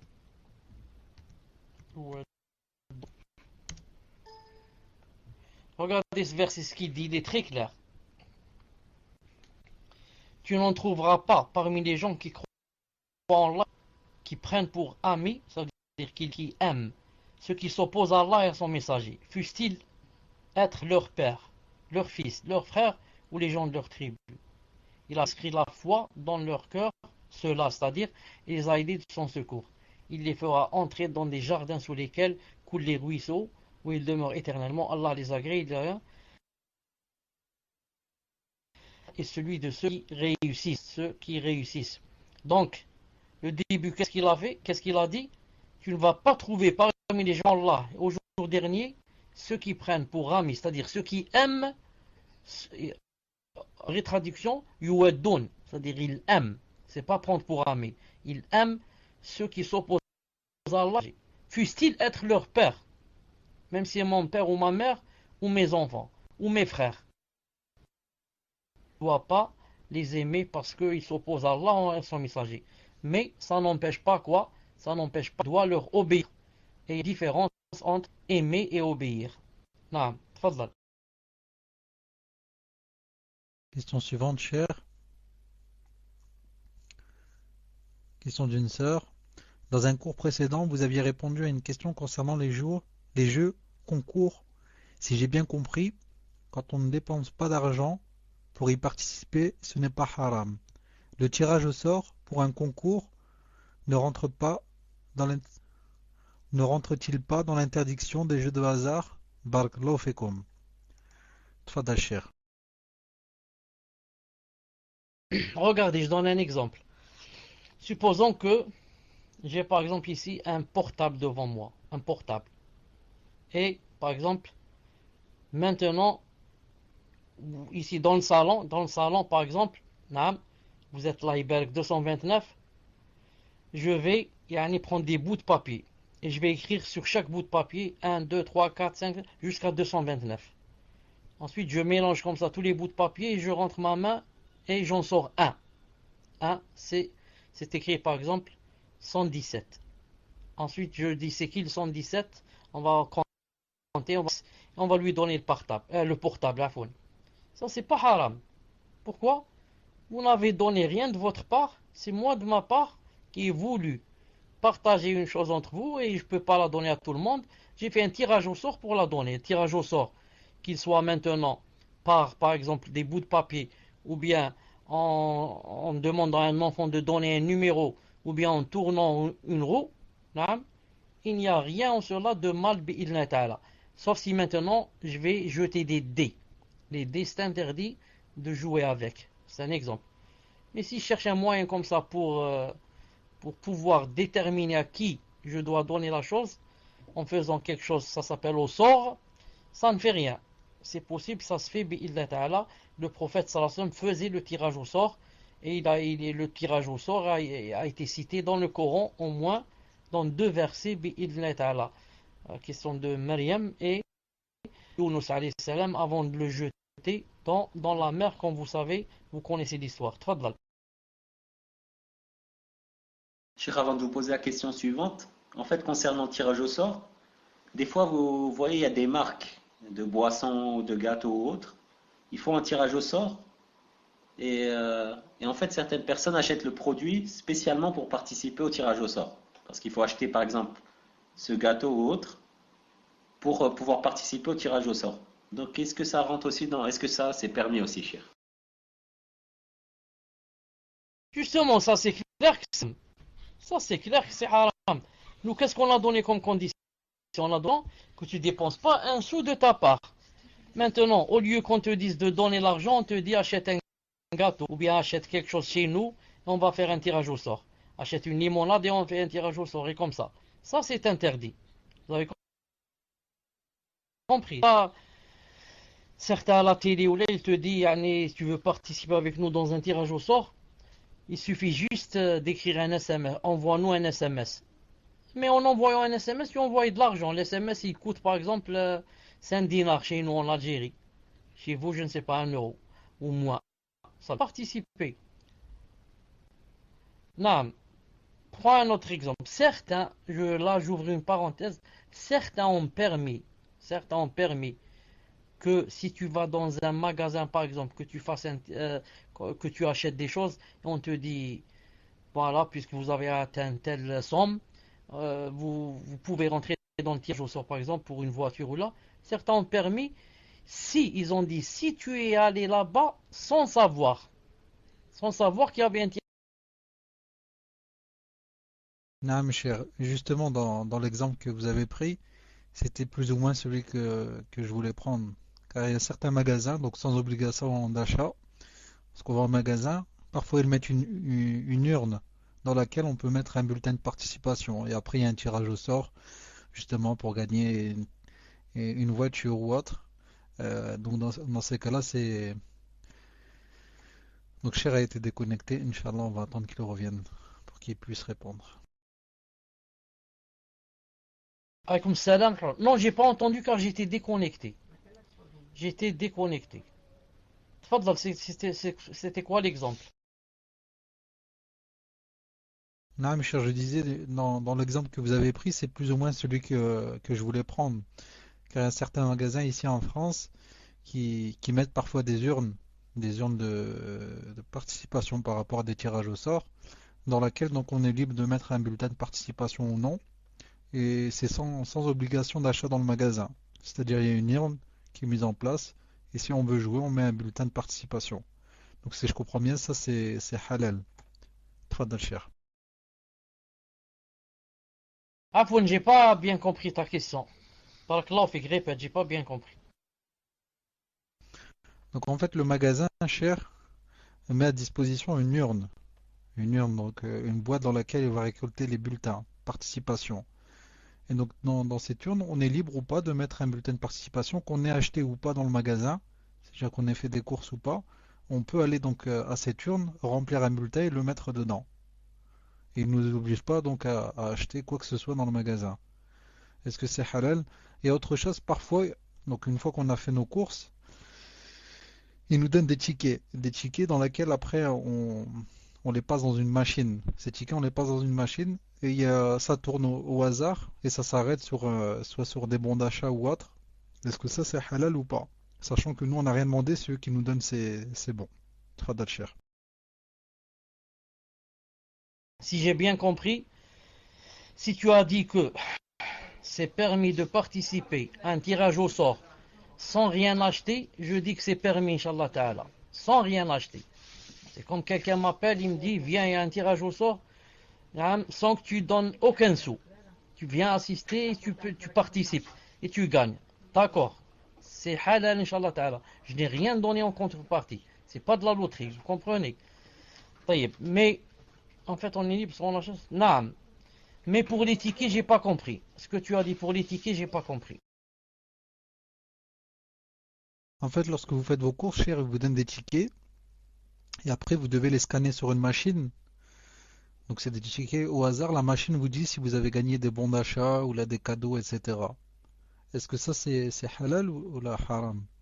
Sachant que c'est au hasard. La machine tourne et elle vous dit si vous avez gagné ou pas. Tfadal cher. Non, mais les tickets, comment on me les a donnés pas pour mes beaux yeux? Ils ont dit celui-là il est beau, je vais lui donner les tickets. Pourquoi il me donne les tickets celui? Là, cher, c'est parce qu'on a fait des courses dans le magasin. On a fait nos courses. On a acheté des pâtes, des aubergines, des nougats. Tout ce que vous aimez bien, cher. Et après, au moment de passer à la caisse, lorsqu'on donne l'argent, ils nous donnent des tickets. Donc, au revoir, monsieur, tenez. Et voilà, ils nous donnent des tickets. Mais nous, on n'a rien demandé, c'est eux qui nous le donnent. Tfadal, cher. Bon, c'est ce que j'ai dit.